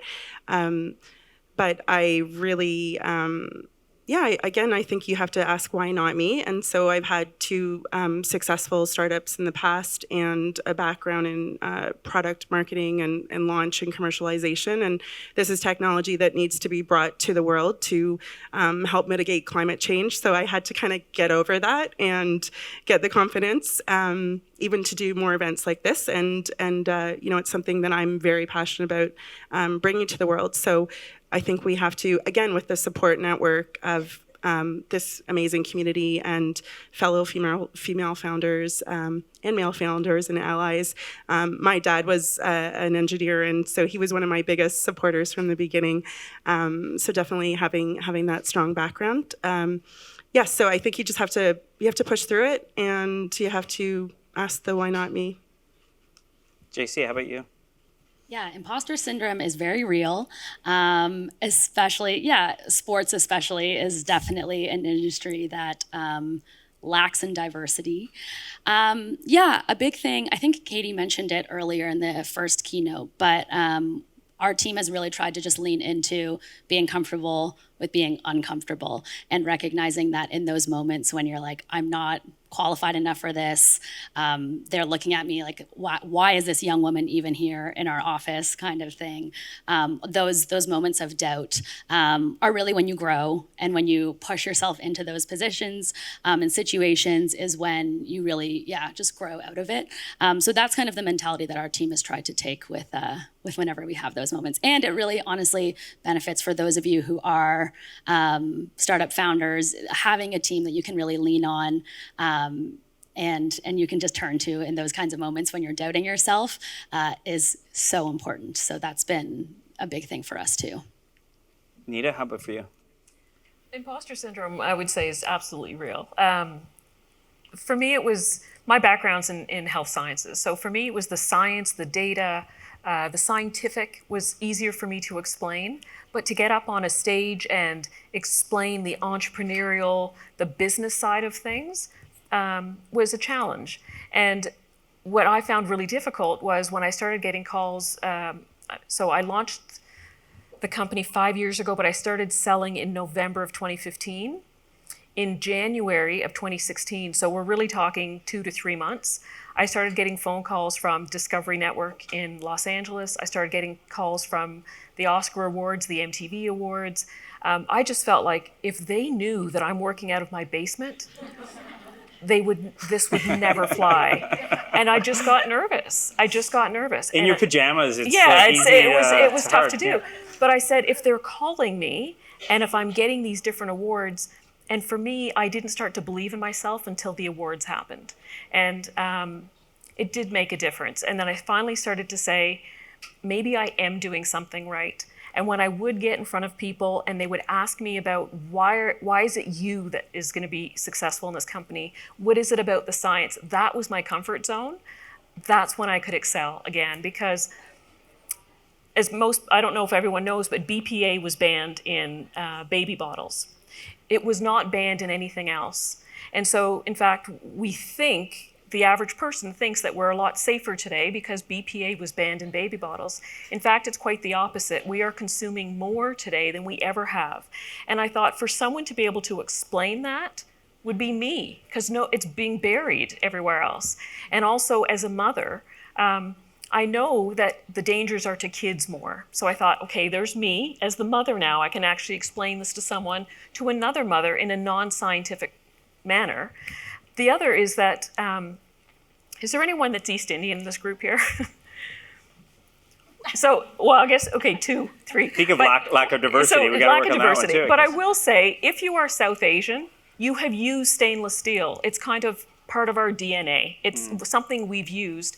And I thought I combine all of those things, so I am the expert in this. And I think over time, I started to believe in myself more than just being a mom working in her pajamas at home. And that's when it started to change. Right. But, yeah. Okay, so for the funders, that part of, I think, maybe what's compounded it over time too is this fake it till you make it thing in tech, right? Like that people are like just where clearly we've heard by the evidence, men are more comfortable pretending they've got it all figured out than females. But how much do you see that? Because actually I see that as a problem from our perspective. We're constantly educating founders to stop, be confident but be authentic, right? Like you're not going to get away with this during due diligence or whatever it is. What do you see in this? Like in the industry over time, like maybe start with you, Neha. Have you seen a change in fake it till you make it? Is it still there and prevalent? And is that holding back females too? Yeah, sadly it is. God, the guys are so good at it. They get me every time, I swear. I went through, to your point earlier, I went through unconscious bias training once, which was fascinating. And one of the things it taught us was when you have a female sitting in front of you, recognize that she is going to be approaching things in a different way. Instead of trying to get her to talk like the men or act like the men, bring yourself more to recognize the way she is going to approach her business. It might be that she's going to be way more realistic about her numbers. She's going to, if she might stumble a little, if she's uncomfortable with something, but that by no means should is any indication of how good of a founder she's going to be. So that really helped put a different lens on it for myself personally. But yeah, the guys are just really good at it. Steph, your thoughts on that? So yeah, I 100% agree. I think it's meeting someone else where they are. I guess, yeah, meeting someone where they are and really understanding how someone else's truth could be just as real as your truth. I personally don't love the term fake it till you make it, because what does make it mean? So I think it's more about having a clear vision for what your business or whatever it is that you want to accomplish looks like, and having tangible steps on how you're going to achieve that. So when we look at founders, we go, okay, great, you're here. Where do you want to be 10 years from now? And how are you going to get there? What are your milestones? So it's not so much about faking it and making it. It's about having a very well articulated plan to get there. Sandra, do you see differences in your engagement so far in how women are presenting versus men? In fact, I've mostly seen men pitch, because since the time I've been part of Capital Angel Network in 2019, there's been one company that's come in with a co-founder, and she didn't pitch, unfortunately. I did encourage her to go up there. She was too honest, so the faker had to get up, I guess? She was the brains behind the operation, clearly, right? So I haven't seen a man pitch. I do know that during my first deep dive, I was a bit nervous. Around all these much more experienced angels and mostly men. And I thought, am I going to be able to ask the right questions? I don't have a tech background, but I'm passionate about tech. Do I have the right questions? Am I going to only look at the little details without being able to ask the big picture questions like, what is the right distribution system? Will that make me money? I was really nervous. And then I thought, I have resources. I can talk to people, I can read books. So I kind of armed myself with knowledge. And I think that really helps. And how much on the funding side do you think, I don't have hard data on this, but we see our pipeline of the female founders that do come in, they're working on businesses that aren't the ones that are traditionally invested in as much, right? So we do not have a lot of female founders in our accelerator or any of our programs building B2B SaaS companies. We have a ton of founders building B2B SaaS companies, and even here looking at what our 3 founders here are building. Whereas we run a health tech pre-accelerator trying to save our healthcare system. We've got 11 out of 16 female founders stepping forward, and that's harder to fund. Do we have to, and it's hard to say we when it's not my money, but how do we shift that to change the way if women are gravitating to an industry that it's harder to raise money? How do we fix that without a complete overhaul? How do we fix that? No quick one? No, yep, boom. Darn, I don't have a quick answer. But you know what? I will say, you're right. Women are solving problems in a lot of ways of things that relate to them. I remember there's a company that came in about 6 months ago, and it had a new feminine hygiene product. And there's no men in my investment team other than myself. And they're all looking at me like, what do you think? I was like, it's really hard. Or new forms of breast pumps, or, new forms of things for new mothers, and all these problems that only relate to one part of the one sex of the population. And it's, if you don't have enough women in the room, how are you going to really understand these problems? So that is a clear area where I think we can definitely help female founders. As for the other areas, I think it really is just, recognizing that, just go for the best opportunities. Try to strip out who's the founder, who's creating it, and just focus on that. And hopefully we can start to balance that out. Okay, so founders, you're the ones who've been living through this and chosen different models that are harder to fund in a lot of ways, right? So certainly you talked about that at the beginning, Nita, that is this scalable, but it's a product. There's actual physical product, which makes some software investors, run away and others nervous. How have you, do you get more laser focused on who you approach? How do you? I do. And I also think the questions that people will ask sometimes, first of all, I think women run their companies differently. So I remember at one point I said, when I'm going to find, my manufacturing is all done overseas. And when I was really searching for my manufacturer, I had my list of questions. And one of the questions was, is there any child labor? I need strict no child labor. And I remember when when I spoke to someone, male counterpart, who ended up saying to me, well, why do you care? And I thought, well, I do care. And if it means I pay a little bit more for my product, well, then I do. And so I do think that women run their businesses differently. I look at, I also asked if they support women in education. And again, they said, why do you care? I said, because where these products are getting made, that could have been me. And I really looked at the world as being, I can't benefit my child on the backs of your children. And so these were questions that when I started to see a panel of predominantly men, I just stopped going. I just said, this isn't where I'm going to get funded. And I went to other avenues and I bootstrapped the entire way. I looked at my bank, who was very supportive, and I just did my own thing. And now I have people coming. And you have to understand too, that 5 years ago, people weren't really talking sustainability. They weren't really talking about ethical practices and all of that. So when I first came forward, I seemed like this really off, out in left field, that you're in this hippie land kind of thing. But it's nice to see that the world is kind of shifting, that there is ethical manufacturing, and I think that's the way to go. Mm. And I would just echo that and add to that, for the business models that are changing also, we're seeing things like BDC is becoming a B Corp, and they are to the point of metrics that we're measuring. It's not just profit now, it's profit, planet, people, other metrics that we're looking at supporting. And impact investing is, so for us in the clean tech sector and environmental sector, we're looking at investors that want to make money, but they also want to do good with that money. So I think women do tend to get into businesses that have a positive social impact. We are, we have families we're taking care of, we're caregivers, we're in our community, and we just naturally gravitate towards those types of businesses. So I think as those business models change and that type of investment impact and metrics change, we'll see more female businesses being invested in. Hopefully. JC, what about for you? You mentioned it already that you're in sports, which investors love, but just you're going to the wrong audience according to them. Yeah, the question is always, do women really care about sports? Is that a large enough market? Which then you just shouldn't continue the conversation.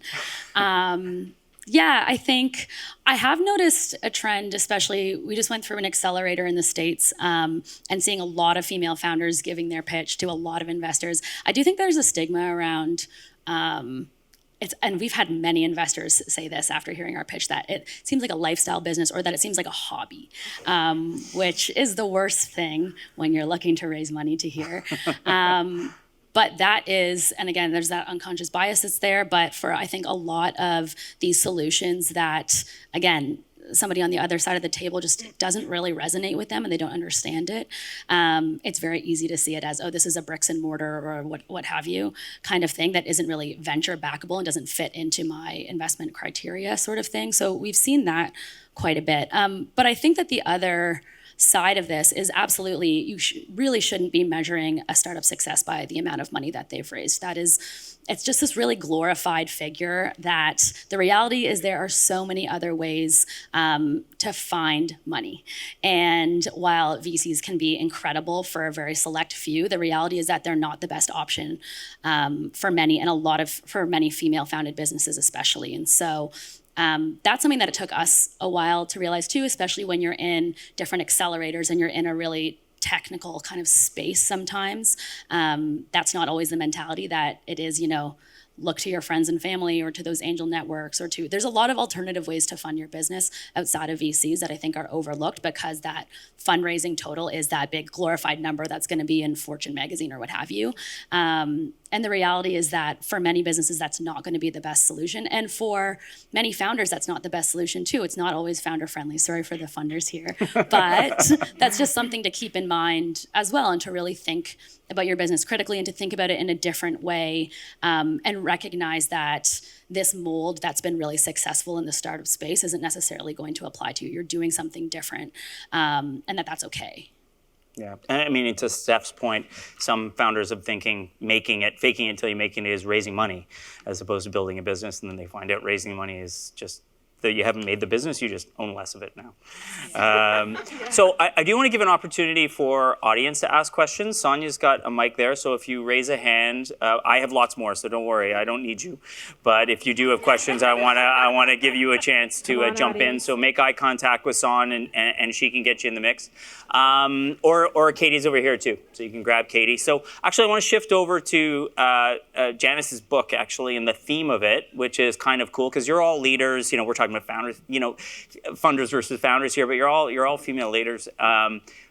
Any stories from your youth? We've heard like Sheena's story, and what. Talk to me. Who has a story from their youth that gave them maybe a little bit of a pivotal moment that helped you get to where you are today? Oh, Neha's in. I know. You moved your hand. I was thinking of this earlier when I heard Janice talking. I was in undergrad doing my engineering degree, and I was applying for co-ops, and I landed an interview with Barclays Investment Bank in the UK, and my classmates were like, wow, how did you get that interview? My God, this is to be on the trade floor.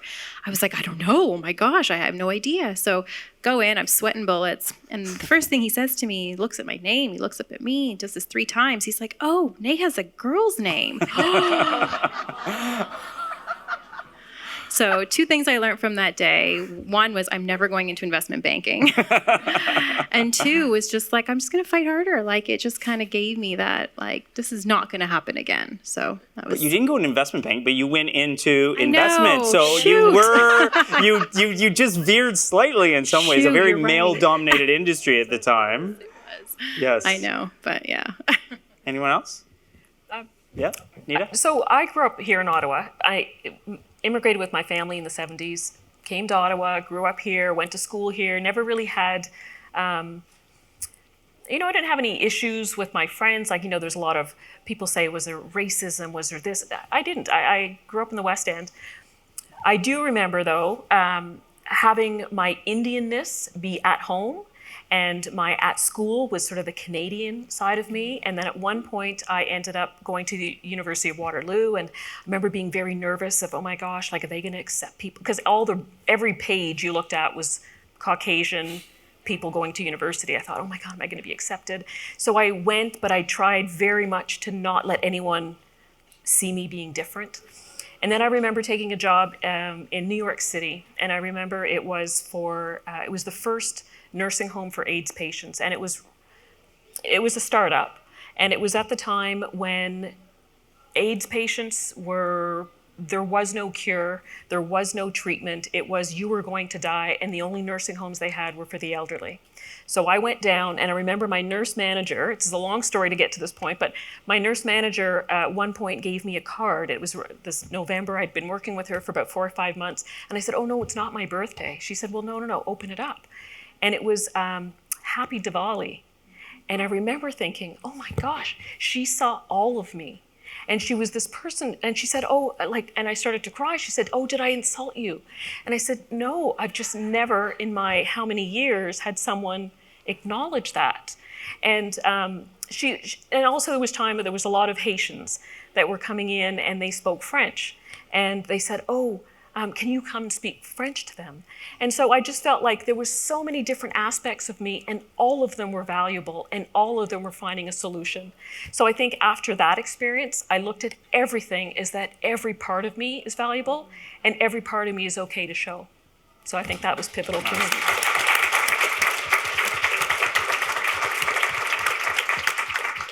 Okay, we only have a few. Do we have any questions? Oh, yeah, fire away.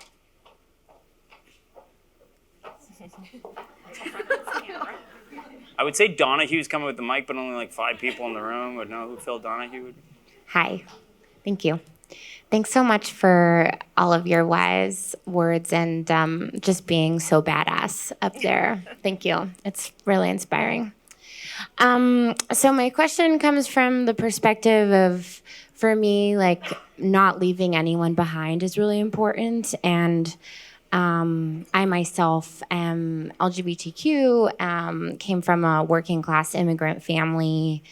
And there's just a lot of things that personally I feel like when I show up in spaces like these, I have to kind of blend in and not let anyone notice that, you know, which is totally my own stuff, and also a thing that I think, along with the imposter syndrome, like all of us are struggling with on a certain level. And so I guess my question was something along the lines of, what can we do to expand the definition of what success looks like and who gets to access that? And how can we bring everyone along? And what advice can we give people who are struggling in one way or another, other than powering through and persisting and believing in yourself? Like, what actual supports and resources does it make sense to focus on and around building for success and building your entrepreneurship journey and company? Great question. Who wants to tackle that? Hard in tech too, because tech, you're built to sort of go for the 10 bagger or the big, like the home run, right? Anyone want to jump on that one? I think finding the spaces that that feel comfortable. So here in Ottawa, I know for me, I got my start at Impact Hub Ottawa, which is a great sort of social innovation incubator, and they really the sense of belonging there, and I think the kind of the safe spaces that are created there were really instrumental in seeing a lot of entrepreneurs find, or whatever idea you had that you wanted to kind of bring to the world, finding your, I hate to keep saying finding your tribe, but like finding those communities that that really make positive steps to be able to include everybody in solutions, and specifically in social entrepreneurship. As I've said a few times, we need everybody to solve the problems that we're facing today in society. And so I think finding that community and then translating into all of this ecosystem that we have in Ottawa, I think we have a really unique little community here. And I think it's something that we can certainly continue to build on by getting more voices in right from the start to help actually shape those communities. So great question, and I think the same way you've just asked us to reflect on that, I would encourage you to do that everywhere you go. And so when you meet with investors or potential clients or business partners, the same way they'll do diligence on you, you can do your diligence on them to make sure they're aligned with you, and then you force them to reflect and think about the same thing you just asked us. So I would encourage you to do that. The second thing is, your definition of success is very different, and it's your definition of success, which will be very different to mine. So it's not about letting that get to you and reading past, the news articles on huge funding rounds and so-and-so is hired to so-and-so, and it's more just sifting through that noise and surround yourself with people who are going to be allies and support you along the way. Awesome.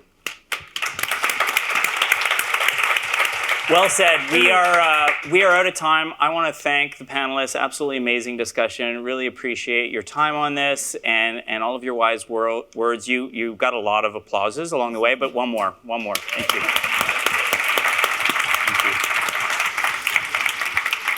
And now I'm going to welcome Sonia back up for the next one up. Thank you. Awesome. That's great. Thank you. So amazing insight from our founders and funders. We have so many champions and allies that I want to recognize. Nick has totally overhauled our venture development programs and services. Mike is leading our corporation with the values that we live by. And our corporate communications team, and Katie, including Katie Leclerc, who is amazing, who has been the architect with me for so much of International Women's Week, leading so much of the charge, has overhauled all the images that you see on our website, the See Her, You Can Be Her mentality.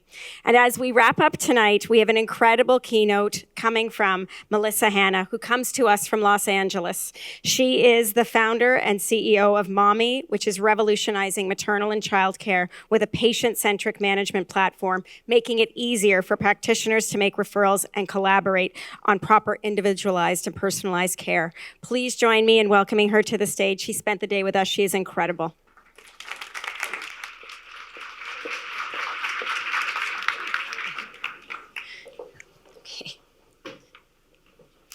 Hi, everyone. Thank you very much. Thank you for that introduction. As Sonia said, I had the privilege of spending the day here with the Invest Ottawa team, with the team behind the accelerator here, and I got a chance to meet with some fantastic founders across industries, and then to spend some time specifically with the healthcare and life science founders that are in the pre-accelerator and accelerator programs. And so there's amazing work being done across this campus. And it absolutely made me wish that there was something like this in LA. To which I think Sonia was kind of surprised about there isn't. And well, LA is just so huge that it's difficult for people across such a sprawling city to come together in a space like this and have a singular sort of point of support and of access and education around entrepreneurship. There's actually a lot of different programs, but this is so unique in that it is so directly tied to the work being done at the city, at the city level.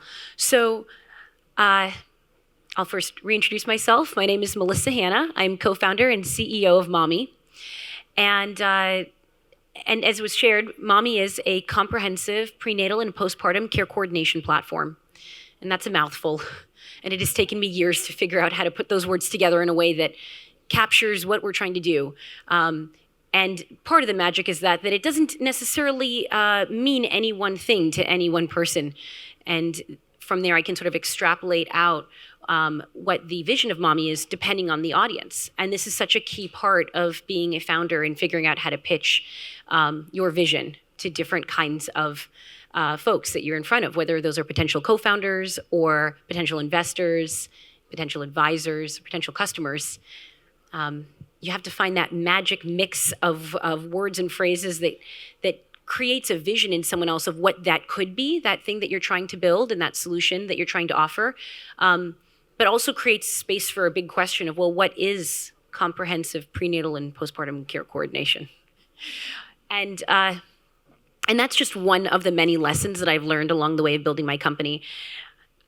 Mommy was started in 2014. I had sort of been kicking around different versions of ideas relating to maternal and child health care before that, but we formalized it and registered the company in 2014, sort of against my will. There was an accelerator program, not anything like what you have here, really more, back in the day. It seems like so long ago, but it was an idea for a sort of a intensive week-long program for female founders to get their confidence level up and figure out how to pitch an idea. And we all just had that, just ideas. But there was a restriction that you had to actually have a formal company to be a part of the program. Looking back now, that was a red flag. I always tell founders, one of my key pieces of advice is don't form the company until, really, best case scenario, someone's got a check with your name on it and you're like, hang on, let me just go to the bank and make an account for that to go into. Because some of my advice is a little silly and it's a little blunt, and you can chalk that up to being an American if you want. I'll take it. But there are so many twists and turns along the way in the startup journey that the last thing you want to do is to obligate yourself to what was just a half-baked idea because some sort of, founder boot camp said, well, you've got to go ahead and register it so we can take 1% of it before you even get going on the idea. Again, red flag now looking back. But I did it, and we didn't know what to call the company. I mean, that's how early it was. It was like, we should do something in maternal and child health care. And the lawyer said, well, what are you going to call it? And I said, I don't know. We didn't get that far. So we went with MCH Ventures, which the lawyer said, is that Maternal Child Health Ventures? And I said, no, that's Melissa Claire Hanna Ventures. I don't know what I'm doing here. So that's actually the formal name of the company. It wasn't until later that we called it Mommy. Why does all this matter? Because there are so many, like I said, twists and turns along the way. One of the things that came up in conversations many times today with the founders I spoke to around the building is that you have to have a clear vision of the problem that you're trying to solve, but you also have to be really prepared, almost the point of dogmatic, in a belief that the road will rise up to meet you in the thing that you're trying to build. If you deeply believe in the solution that you're offering, if you believe in the problem existing enough that someone should actually commit some of their career and a lot of their money and a lot of their sanity to solving that problem, and you kind of think it might be you, then there's a sort of a flip side to that is very much set in faith and belief in self. And I say to the point of dogma, because there's no actual evidence that is all going to play out that way. And that can be one of the most difficult and even mentally exhausting and tormenting parts of this. And I know that there's founders in the crowd. I know that there's some funders in the crowd as well. And I always say that it's really important to create some space for that tension to exist, to not deny it and not shut it out, because it is a very real part of being a founder, is waking up on Sundays and totally feeling yourself, thinking like, this is happening. Oh my God, I'm like actually building this company. But then on other days, waking up and saying, what the heck did I do? What did I sign up for? I shouldn't have even told anyone I was doing this. I'm going to have to shut it down at 5 p.m. today. And I've had those days. Now, a couple of aspects of the journey of building Mommy. I'm going to start at the end, which is sort of how I ended up here, and I think how I got the call for this opportunity. Last summer, we announced a fundraise with some pretty high-profile names. We raised $3 million from the likes of Mark Cuban from Shark Tank, Serena Williams. I should have said her name first. She's more famous. He'll accept it. He realizes that too, that Serena is more famous than him. But Mark actually was a very big part of bringing this round together and understanding that there was a big, big opportunity here. And actually, he was at the bookend part of this, sort of the end of the fundraise, kind of tied it all up and got us to our finish line there, where Serena was actually one of the earlier investors to commit. She got it right away from a very personal place, but also from a financial place, and said, this is a billion-dollar industry. Helping moms and babies is a multi-billion-dollar industry in the US alone, to the tune of $160 billion is the cost of healthcare services for mothers and infants every year. That's just the prenatal period and up through the baby's first birthday. That's none of the rest of the pediatric care. That's none of the rest of women's health care. And that doesn't even include strollers and formula or diapers. 160 billion, just the amount that the United States spends to provide healthcare services to just under 4 million babies and mothers a year. Or, well, 4 million births and more mothers. And why does that matter? Because I had to create many mantras to get through building this company for the past 5.5 years to get to a point where we'd have celebrity investors behind this and millions of dollars in the bank. And yes, it was crazy to see millions of dollars in the bank account that day that I logged in and all the money had actually been transferred by the investors, called the Money in the Bank Day. If you haven't been there yet, it's a thrill. But in order to get there, I had to have a lot of little mantras along the way. And one of them was that number, $160 billion.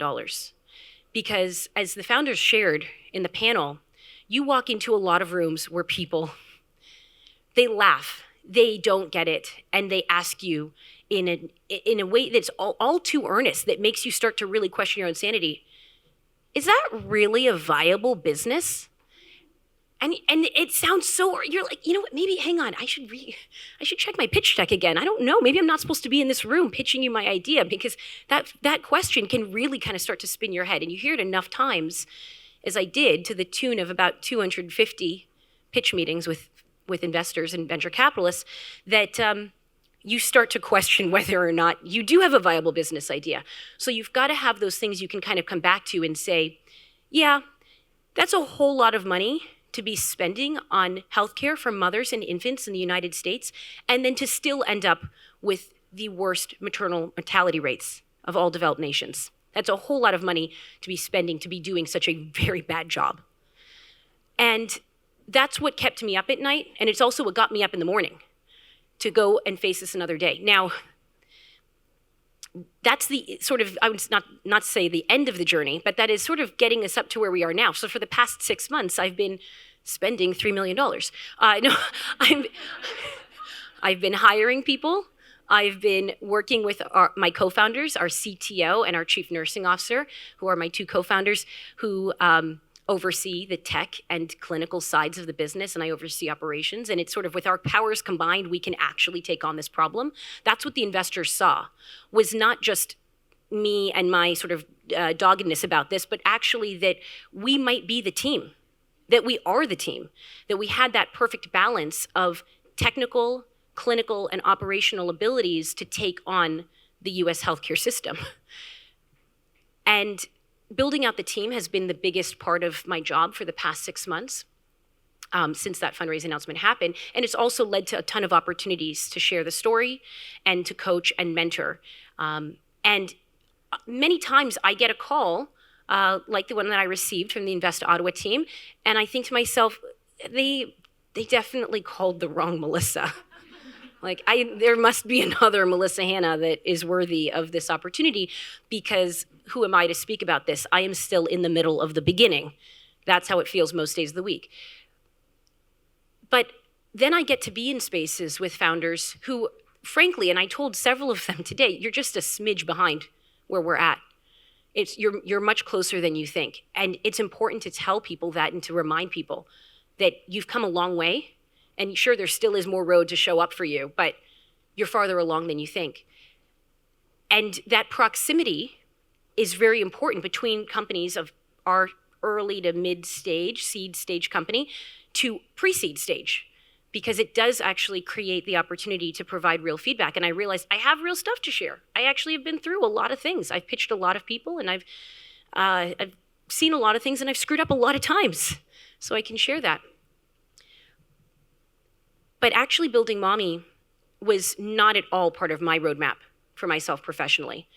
And so I'm going to share this little snippet of how this came to be, because I think it's emblematic of a lot of founders' experiences. You have to have that commitment to build the company. And by the time a lot of people meet you, they're like, wow, this person is like so focused on this. They're going to do this thing.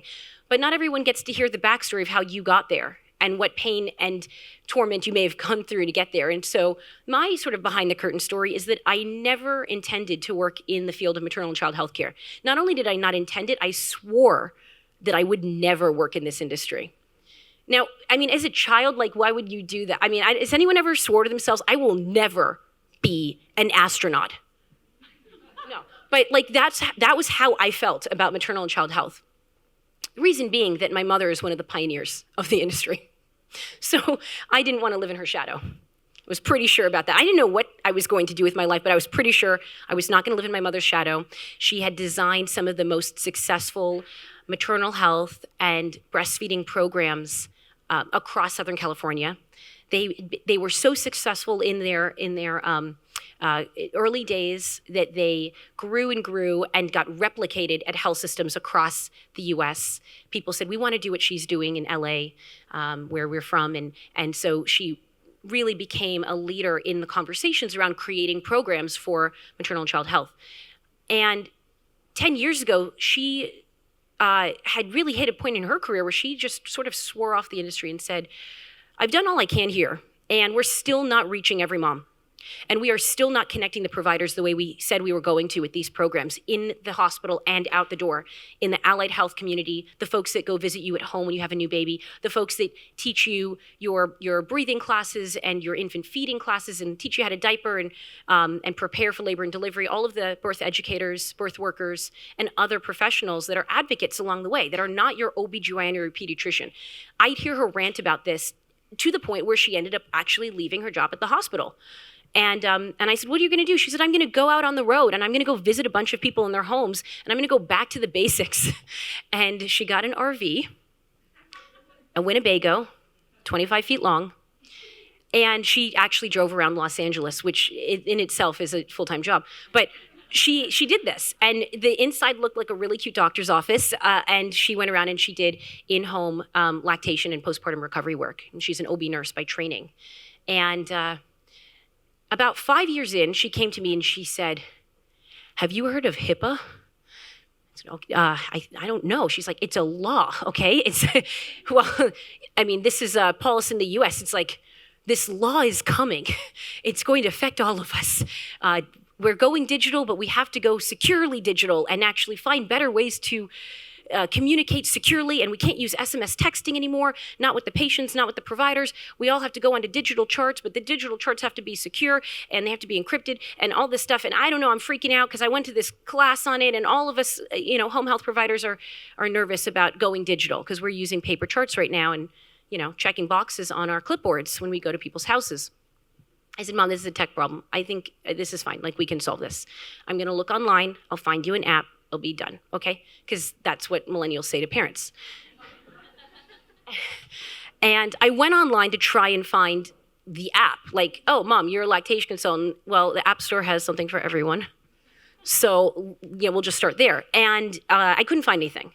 And I found, like, half-baked things, like a piece of something. Like, oh, here's a way you can message with your patients securely. And she's like, well, okay, great. What am I going to do for charting and documentation? Oh, okay, hang on. Let me go back to the App Store. And this kind of continued on. And it took like a few months. This was not like an overnight thing. This is like, dinner, on the weekends, going back to my parents' house. And I was actually in grad school at the time. I was living in the dorms, pursuing a JD and an MBA. That's how you know I'm already crazy, okay? I was in a law degree program and a business school program at the same time. So if you're wondering how I ended up building a startup, it was like I was the person for I was already lost my sanity. So in between, law school and business school exams happening sometimes in the same week, I was going home trying to help my mom solve her digital problem for home health in maternal health care. And one day it sort of dawned on me on a Monday. And so I had all week to sort of process this information before going home on the weekend. And every day it was sort of getting clearer and clearer in my mind. And I'd walk around campus and I'd be like, oh my God, no. I have to build this platform. And that's what happened. And so I went home on Friday night and I was like, Mom, I have bad news. I have to build a startup. And yeah, it was pretty bad news. She was pretty pissed. She's like, no, you are in law school. You are in business school. Please stay in school. Keep doing what you're doing. You're going to have a lot of initials after your name and you'll be able to do anything you want in life. Please don't do a startup. Now, she was especially concerned because I come from a pretty entrepreneurial family. And so I was not the first person in my family to do a startup. In fact, both of my parents, including my mother, even with her whole career in healthcare, had started businesses, including her RV business. Mobile lactation, actually, not an RV business. But so she kind of knew. She knew what I was getting myself into. And I'm like, I've been thinking about this all week. I don't know another way around this. I think I need to build the software that you need so that you can not only connect with your patients, but we got to make the software so other professionals can connect with you as well. Because we know that maternal health care doesn't happen in a vacuum. It doesn't happen in a silo. You don't just deliver a baby and say, good luck. I hope you're going to be fine with the kid, but call us if you need anything, except that's exactly what happens in the U.S. healthcare system. We literally send people home every day from hospitals and other birthing facilities, and we say, good luck, let us know if you need anything. And that fundamental flaw in the system is why the maternal mortality metrics, and truly infant mortality as well, are so off the charts in the US. Because we've thought for a really long time that that is the best way to do things. And to have what is an incredibly privatized market means that, well, patients, consumers, but you wouldn't hear your doctor say that, but patients can figure it out. They can go find people in their community. They can find people like my mom, and they can solve their own problems. And that's not to say that people shouldn't be empowered to solve their own problems, but we actually know what happens after you have the baby. Like, a lot more stuff. That's not the end of the story. So to even pretend that that is the end and say, good, we're going to wheel you out the door in a wheelchair, you're going to get into the car. You guys know how to put a baby seat in the back seat, right? No, oh, it's your first kid? Okay, well, you just read the directions. I mean, they would... Some places won't even help you install the car seat. So, we are failing on day one. And so it just became clear that this wasn't just software. This was an imperative about changing the industry, changing the fabric of the industry. And it started with connecting everyone up to realize no one's actually doing this alone. And why don't we actually hand off patients properly through the ecosystem?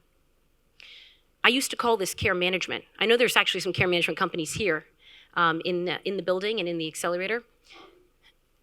This is so silly, but this is sort of founder life. I don't call it care management anymore because that doesn't work for the investors. As in, really, you go into certain rooms and you figure out, oh, what do you want to call it? We'll call it whatever you want if you give the check. I know what I'm building. I know what problem I'm solving. And it can have a lot of different labels. And it used to be called maternal software, maternal digital health, telehealth. We used all the buzzwords. And at some point you realize, okay, there's going to be a lot of twists and turns. And as long as you aren't compromising on your vision for the solution, then you're going to be okay. You got to stay true to that, though. If you lose track of that, that's when the wheels can start to come off. Now, there was a point when that almost happened. And it happened about a year and a half into building the company. We had been building software. It was working. People were into it. We were starting to make some money. And the model was actually that we had this software business. It was just that. It was just like, we've got an app. You can use the app there. And I was literally selling the software to my own mother for her practice. I was also asking for advice on how to build the company, but she was a customer and she was an unofficial advisor. And my stepfather, who raised me like a daughter and I was very, very close with, got very ill very quickly and with a diagnosis that had been continually missed and turned out to be lung cancer. And he was gone very quickly. And he was really the backbone of my mother's business. He was her co-founder on the RV. And at that point, they actually had a few of them. They had a few trucks in their fleet. And they had a staff. And they were seeing thousands of patients across LA using the Mommy software, along with other people who were using Mommy software. And I was in the middle of an accelerator. I was actually in the 500 Startups program in Menlo Park. We had 500 startups here representing. And so I was in that program and got the call. My mom said, you need to come back this weekend. It's pretty bad. And I was lucky. I was able to get back and be there. And that was a tough day. And it was a Saturday morning. And I said to my mom, what should I do? Like, how can I be here for you? You just lost your life partner and your business partner, and I know everything's going to change now. And she said, no. You got to go back. You finally got your big break. You got into an accelerator. They gave you some money. You got some angel investors because you got into the accelerator. It's like the money started coming in, and we got our first check, and it said $5,000. And I was like, oh my God, this is happening. And so she said, you got to go back up north, and we'll get you a flight for Monday. And I said, no, I don't want to leave. And she said, no, it's okay. You'll come back. We'll plan the funeral, but you got to go back to your programming and to the, classes. And I went back up and I checked on her around lunchtime and I said, hey, how's it going? And she said, oh, it's good. But, I think today's payroll. I said, well, you think? She said, well, Stephen used to do that. I said, oh my God. Okay, what else does Stephen do? She's like, everything. And I said, you need help with payroll? She said, yeah, let's do a video call. Did payroll that day.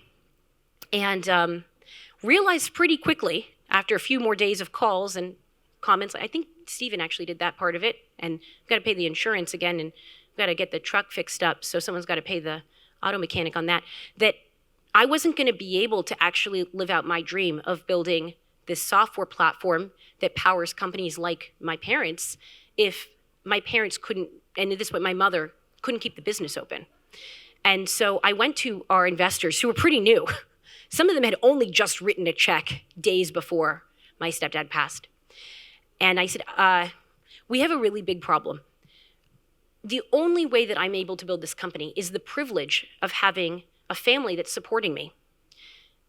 Side note, the one thing that sort of ties all high growth venture capital backed founders together is privilege, the ability to do it. It takes a lot. And privilege shows up in different ways. For me, it was an incredibly supportive family that was willing to let me move back home to build the company, was willing to support me in going back to Menlo Park in the middle of my family grieving my stepfather's death. And yet, I was about to lose all that privilege, because if my family business went under, then my startup was about to go under. And so I said to the investors, how much do you believe in the vision for Mommy? And they said, we are all in. Now, it gives me chills to this day, because to hear someone say, we are all in, I am all in, I believe in you, and I believe in the problem that you are committed to solving. I believe it's real enough that there is some big ROI, there's some big exit, there's some big whatever at the other end. For me to put my own money into this thing is so powerful, and it's something I come back to quite often when days are rough, and days are rough all the time. I mean, the frequency doesn't change, it's just the problem changes. I was telling a founder earlier today that last week I came home after work, and my fiance said, how's everything going? How's your day? You want me to start making dinner? And I said, no, give me a little bit. And I walked past him. I just kept walking right into the bedroom, kicked off my shoes, and just got into the bed and pulled the covers over me. He came in after me. He's like, you okay? You just walked into bed. I said, it's just one of those days. Give me an hour. I'll be back at it. Sometimes you literally have to pull the covers over and just say, tomorrow's a new day. But having people say, we are all in and we believe in you, is so powerful. It also is sometimes the prelude to bad news, as it was in this case. And I said, if you really believe in me, you need to believe in what I'm about to tell you I have to do next. I have to buy my mother's company, and I have to merge it into our company. And I know that you guys said you wanted to invest in and build a tech company and just be pure tech and pure SaaS and all the things that investors say when they want to see sky-high returns and not that much needed to get there. And I said, it's a services business, and I know that doesn't sound sexy or exciting, but if we do not do this, your investment is gone anyway. The only chance that we have at this point is to support my mother and to support the team that she's built and to support the ecosystem she's built around her business, which is truly what's powering the potential of our business now. And thankfully, they supported that, and we were able to make that happen, and we brought that in. And at that time, it was a very painful and almost shameful decision to make. It felt like epic failure that I was completely out of control like that it was happening to me, and it was happening to all of us and to our team and to our investors. And there was no way to be sure it was going to pay off, but I knew that the opposite, like basically the other choice, was not going to work.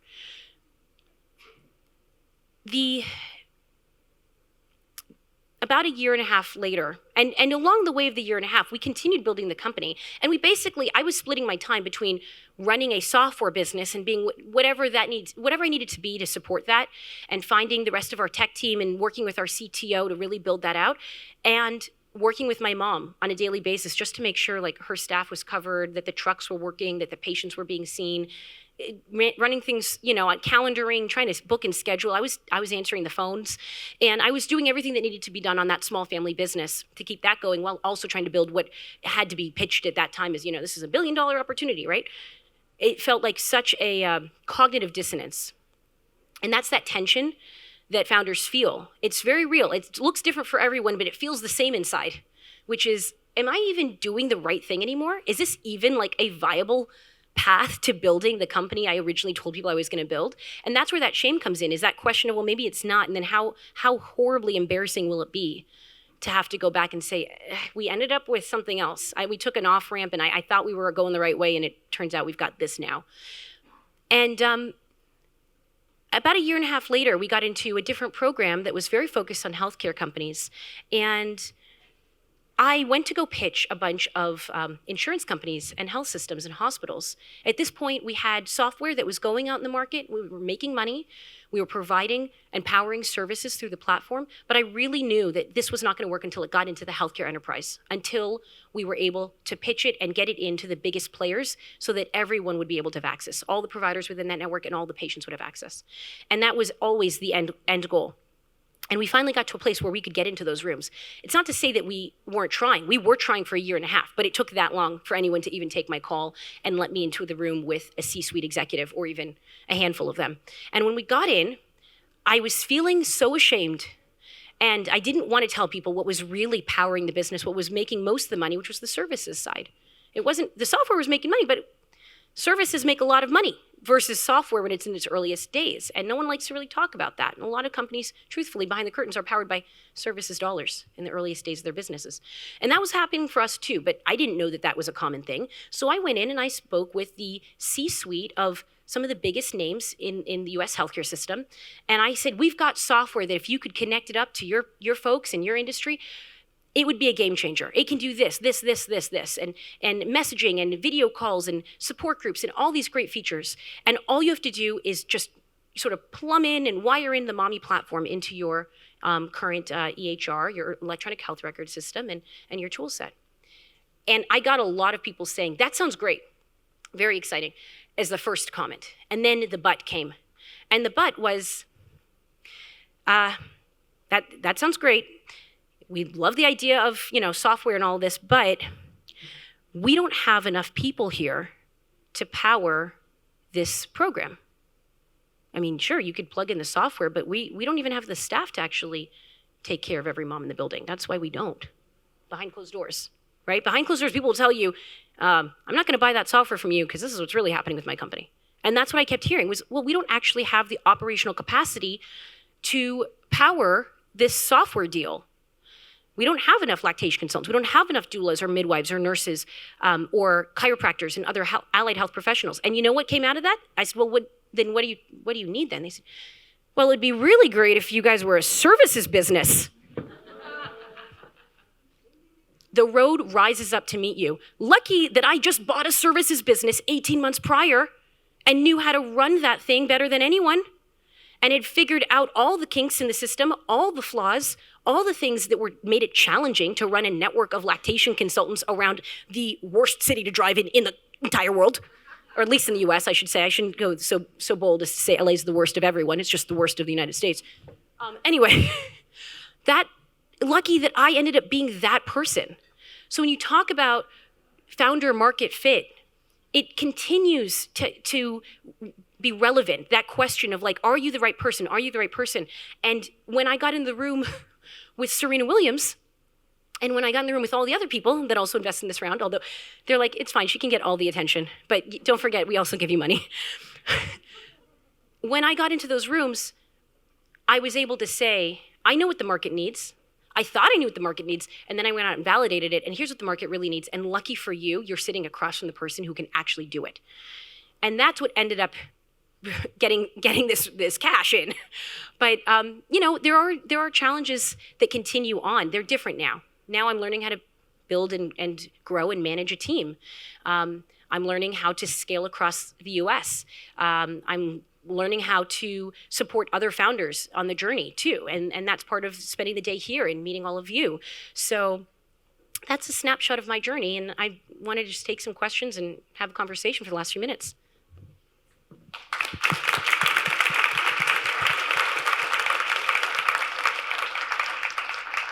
Questions for Melissa. Incredibly inspirational story. Anyone? No? And of course, Melissa will be with us for the networking portion for those who are here. You can come up and talk to me. We'll see. Okay, raise your hand if you're a founder in the crowd. So, we've got some. I see some familiar faces from earlier today. Okay, now for the folks that raised your hand, this is what it's about. Name a frustration, name a challenge that you're dealing with right now. And don't worry about making it broad for everyone. Like, what are you particularly dealing with that is bugging you? Finding good people. As in teammates, co-founders, building a team, yeah. That will continue to be a challenge, but the nature of the challenge will change. You're always trying to find good people, but at any stage in building a company, there is also, there's like sort of a perfect balance of the kind of team members you need for that stage of the business. I'll speak from a couple of failures that I had, and then maybe something else will arise from that for you, but passion isn't everything. And in the early days of building a company, you also have to have some key skills. Now, as the founder, or as one of the founders, you have to be able to wear many hats. But as a team member, you have to be like the A+ student on that team, on that thing that needs to get done. And it's generally part of the co-founder's responsibility, I would say, to determine what that thing is that needs to be done. So when you really get focused, you get discipline on what are the 2 or 3 activities, business building activities, that if we're not doing them right now, we're not going anywhere. And then figure out what kind of person can do that business building activity. Here's the flip side, the mistake side.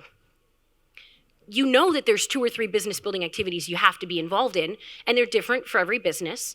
Like, for example, I knew that the end goal was to get into enterprise healthcare, but that was my job, was to continue chipping away at that for 18 months till someone would let me in the building. In the meantime, I also had to figure out how to get a bunch of other providers, local independent professionals using the software. That's the business building activity. You got to keep growing in some other direction while you're trying to figure out where the big hurdle is that you can leap over. I met a lot of people who said, I love the vision for Mommy. I am so passionate about it. I really want to do this work with you. And I was so moved by it. Oh my God, tickled pink. Oh, it feels great that someone else wants to, conquer the world with you. But what are they good at? And I made that mistake, and I brought people on that weren't necessarily incompetent. No, they weren't good at one of the things that was key to business building at that stage in the company. And how did I figure it out? It's a little insidious at the beginning. It doesn't look like what you'd think. It's not someone saying, I know you need someone to go find a bunch of people to use the software out there. Or I know that you need to figure out your Instagram strategy because Instagram's going to be a really great way to grow this business and whatever, I'm making it up. And then the person, I know you need to do that, but I don't want to do that for you. No. That's not what the wrong hire says. The wrong hire says, I really love this company, and I see that you're super stressed out, Melissa. What can I do to help you? What can I do I just want to help. What can I do to help? All day. What can I do? What kind of help do you need right now? And I'm like, do you see what's happening around here? Do you see why I'm actually stressed out? Because these things have to happen, and you, person I hired to help, isn't doing those things. And it's not because they don't want to, it's because you hired someone who can't do that thing. And they kind of maybe figured it out a little bit, but they're also still trying to be committed. So they're like, well, what else can I do to help? That's the else doesn't always show up in the question. What else can I do? And I kept saying to people, go back to the thing I hired you to do. That's how you can help. And then they'd go back, and sometimes even a day later, hey, so what else do you need help with? Go back to what I told you to do. I mean, really. So this is, it's a bit of a comedy routine, but good people isn't just the passion part of it. It's also really skill-focused hiring for each stage. And it starts with you knowing exactly what you need help with before the person joins. Anything else? Anyone else? Oh, yeah, I've got a frustration over here. You want to share a challenge? Market penetration. Every founder wants everyone to be using their thing that they make, whatever that product is. And so market penetration is tough because you can see in your mind's eye the vision, you can see the world where everyone has found purpose and meaning in the thing you've offered to the market. And in the fullest iteration of it, the fullest conclusion of it, there is a version of it for everyone. The way to unlock market penetration is through market validation. And it's something Nick and I talked about earlier today, about validating ideas and getting very clear on who really needs the thing that you're doing, that you're building, that you're creating, and who feels the greatest pain point for the thing that, the problem you're solving? Because there may be a lot of people who have a version of that problem or are affected by that problem. But market penetration becomes really difficult when you keep that in your head and you say, well, all these people are affected by this problem. Look, a lot of people across the United States are affected by very poor maternal and child health care. In order to solve all of their problems, I had to continually sort of chip away to get to the root cause, which I believe is a lack of digital and clinical infrastructure. As I found out, not only was the software needed to connect everyone up, but actually the services, the people were needed. There needed to be an unlocking of potential from a service market perspective. So the only way to get to substantial market penetration is to be so fierce in offering what you know confidently to be the solution to one party's problem, to one section of the market's problem, that you can just run full steam ahead in getting there. Now, the reality to that's in the theory. The reality is, as you start building that, people will come around. And I heard this from founders earlier today too, who are like, hey, I see that you're doing that thing for those people over there. It looks like it could also maybe solve my problem one day. And it's so tempting to then say, sure, yeah. Well, I mean, it would probably take like 2 more features to get there, and that might take like 6 months of development, but we could do that. We could do that for you. And it takes a lot of discipline to say, it would take 2 more features and about 6 months of development, and we're not gonna do that for you. We're not gonna do that right now because we've gotta make sure we completely unlock the solution for our primary market. And that strategy, staying true to that, does 2 things. Not only does it actually build the business, it just told this other party over here, sit tight, there's a solution coming for your market too. But I'm gonna get really good at solving the core problem first, and I'll come back to you. And now you've ingratiated yourself with this party, but you've also added orders of magnitude and credibility to your offering. And it's amazing what that does. It's hard to do, but when you start to get into it, you realize that is also market penetration too, because you just put that in that person's head. You're coming.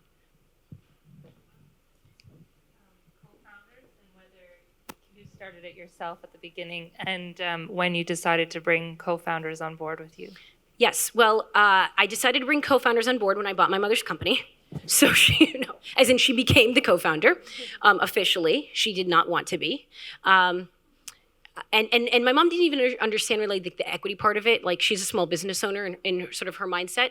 And she has since, come to a place where she can go toe to toe with the best of them in Silicon Valley. But and she has. There's been times where I'm like, oh my God, my mom is so embarrassing right now. Yeah, my mom has met like some startup CEOs like in the $1 billion like unicorn range, and she's like, oh, you have a tech company? We do too. Mom, you're embarrassing me in front of like the CEO of like whatever, Anyway, we are an infant compared to them, But yeah, so she was the first co-founder. There were some other people that almost became co-founders, and I'm glad that they didn't, but they're sort of glad they didn't either. Like, they were the wrong fit. And co-founder dating is really important for that reason, because you need to take a minute to kind of get to know the person, and the person needs to take a minute to get to know you and get to know the company you're building and be sure that they really want to be along for that ride. And sometimes it's, one person saying to the other, I don't think this is going to work. And sometimes it's both people. And it's got all the ties to relationship building generally. I use a lot of dating analogies when I talk about this, but it is very much that, co-founder dating. It was not until about 2 years later that officially we got our third co-founder, Sunny, our CTO. And the quick story on that is that I got introduced to him when I asked my network, hey, does anyone know someone in tech who'd be interested in working on this business? I need an advisor. I had an investor say to me, we really like this company, and we would put like maybe $500,000 into it, but I don't think, this is the investor talking, was I don't think that you have enough technical prowess or acuity. And no offense, I mean, I was none taken. I'm not the tech person, but I don't think that you're going to be able to build the enterprise healthcare platform you're claiming needs to get built. If you could find the right person for it, this would be a no-brainer. And I was like, okay, challenge accepted. How hard could it be to find a co-founder? I'm in LA. I'm thinking to myself, there's a lot of great tech talent here. I know there's a lot of great tech talent here in Ottawa as well. So you're thinking maybe it's not so hard. But actually, it's just like any other relationship that has to get built, and it can't happen overnight. So I put my feelers out into the community. I asked people, do you have any recommendations? And one of my friends said, I know a guy. He's like really, really good. He's really expensive. You definitely can't afford him. But he's a great person. And I'm like, where was the part where he'll work with me? Like, yeah, So he said, no. He said he'll take a coffee with you. And I said, okay, good. And here's my hustler founder brain. I'm the hustler, not the hacker, you could say. I'm thinking to myself, okay, I know this guy is really expensive. He's already had multiple exits. He worked at a company. He built a company that got bought and then got bought into another thing and built another and then added $1 billion exit. And like, he's like been through it. Like he's like Silicon Valley style. So I'm thinking to myself, I just need to get this guy to give me his LinkedIn URL and a high-res image of himself, and I can put those in my pitch deck.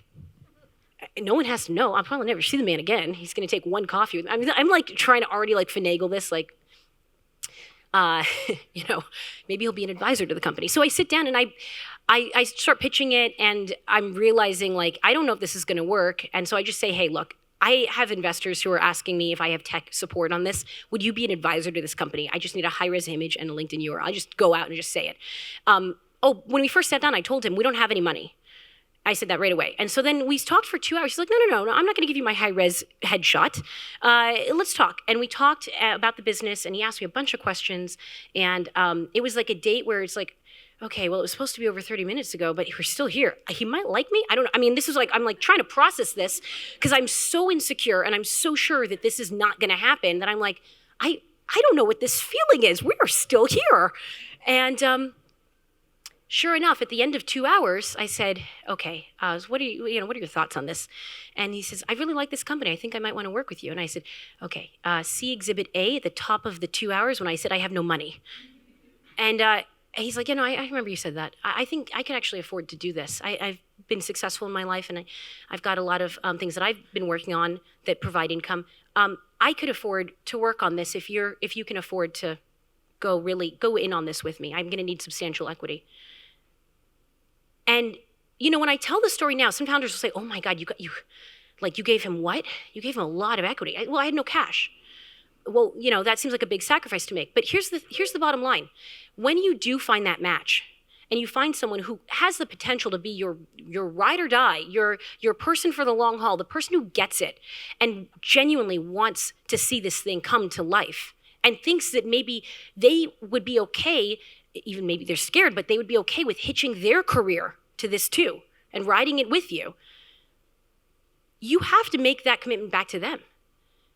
And because I made it, when I talk about this with Sonny now, he's like, I was crying as this was happening. He's like, you were scaring me because you were crying, but I could tell you were fearless. And I could tell that you were ready to do this, that you really wanted to see this come to life, because I said, yeah, let's do it. And later he told his wife, like, okay, I was talking to Melissa, she started crying in the middle, and she's like, what? You made her cry? No, I was crying happy tears. Because I had found my person, And even still, that was the first date. It took us 3 months till we really got together. But yeah. Anyway, that's long way of talking about co-founders. It is not easy for anyone. And if you talk to people who deeply really have strong co-founder connections, like I could build another company with Sonny after this if we both really wanted to. I think we're going to take a break from each other one day. But like, who knows? Maybe again after that. But even those stories, you find that it took a long time to develop that kind of trust, that kind of deep sense of respect for each other. Sonny tells me things that I know when he says, Melissa, you did that wrong, or Melissa, you're doing great, that he really means it, and that he's not afraid to tell me what he really thinks of my work and my leadership. And sometimes when I'm the hardest on myself, he knows to step in and say, shake that off, you're being too hard on yourself. Sometimes I'm hard on myself, and he's like, yeah, you're right, you really screwed that up. So the power is in actually those moments. Amazing.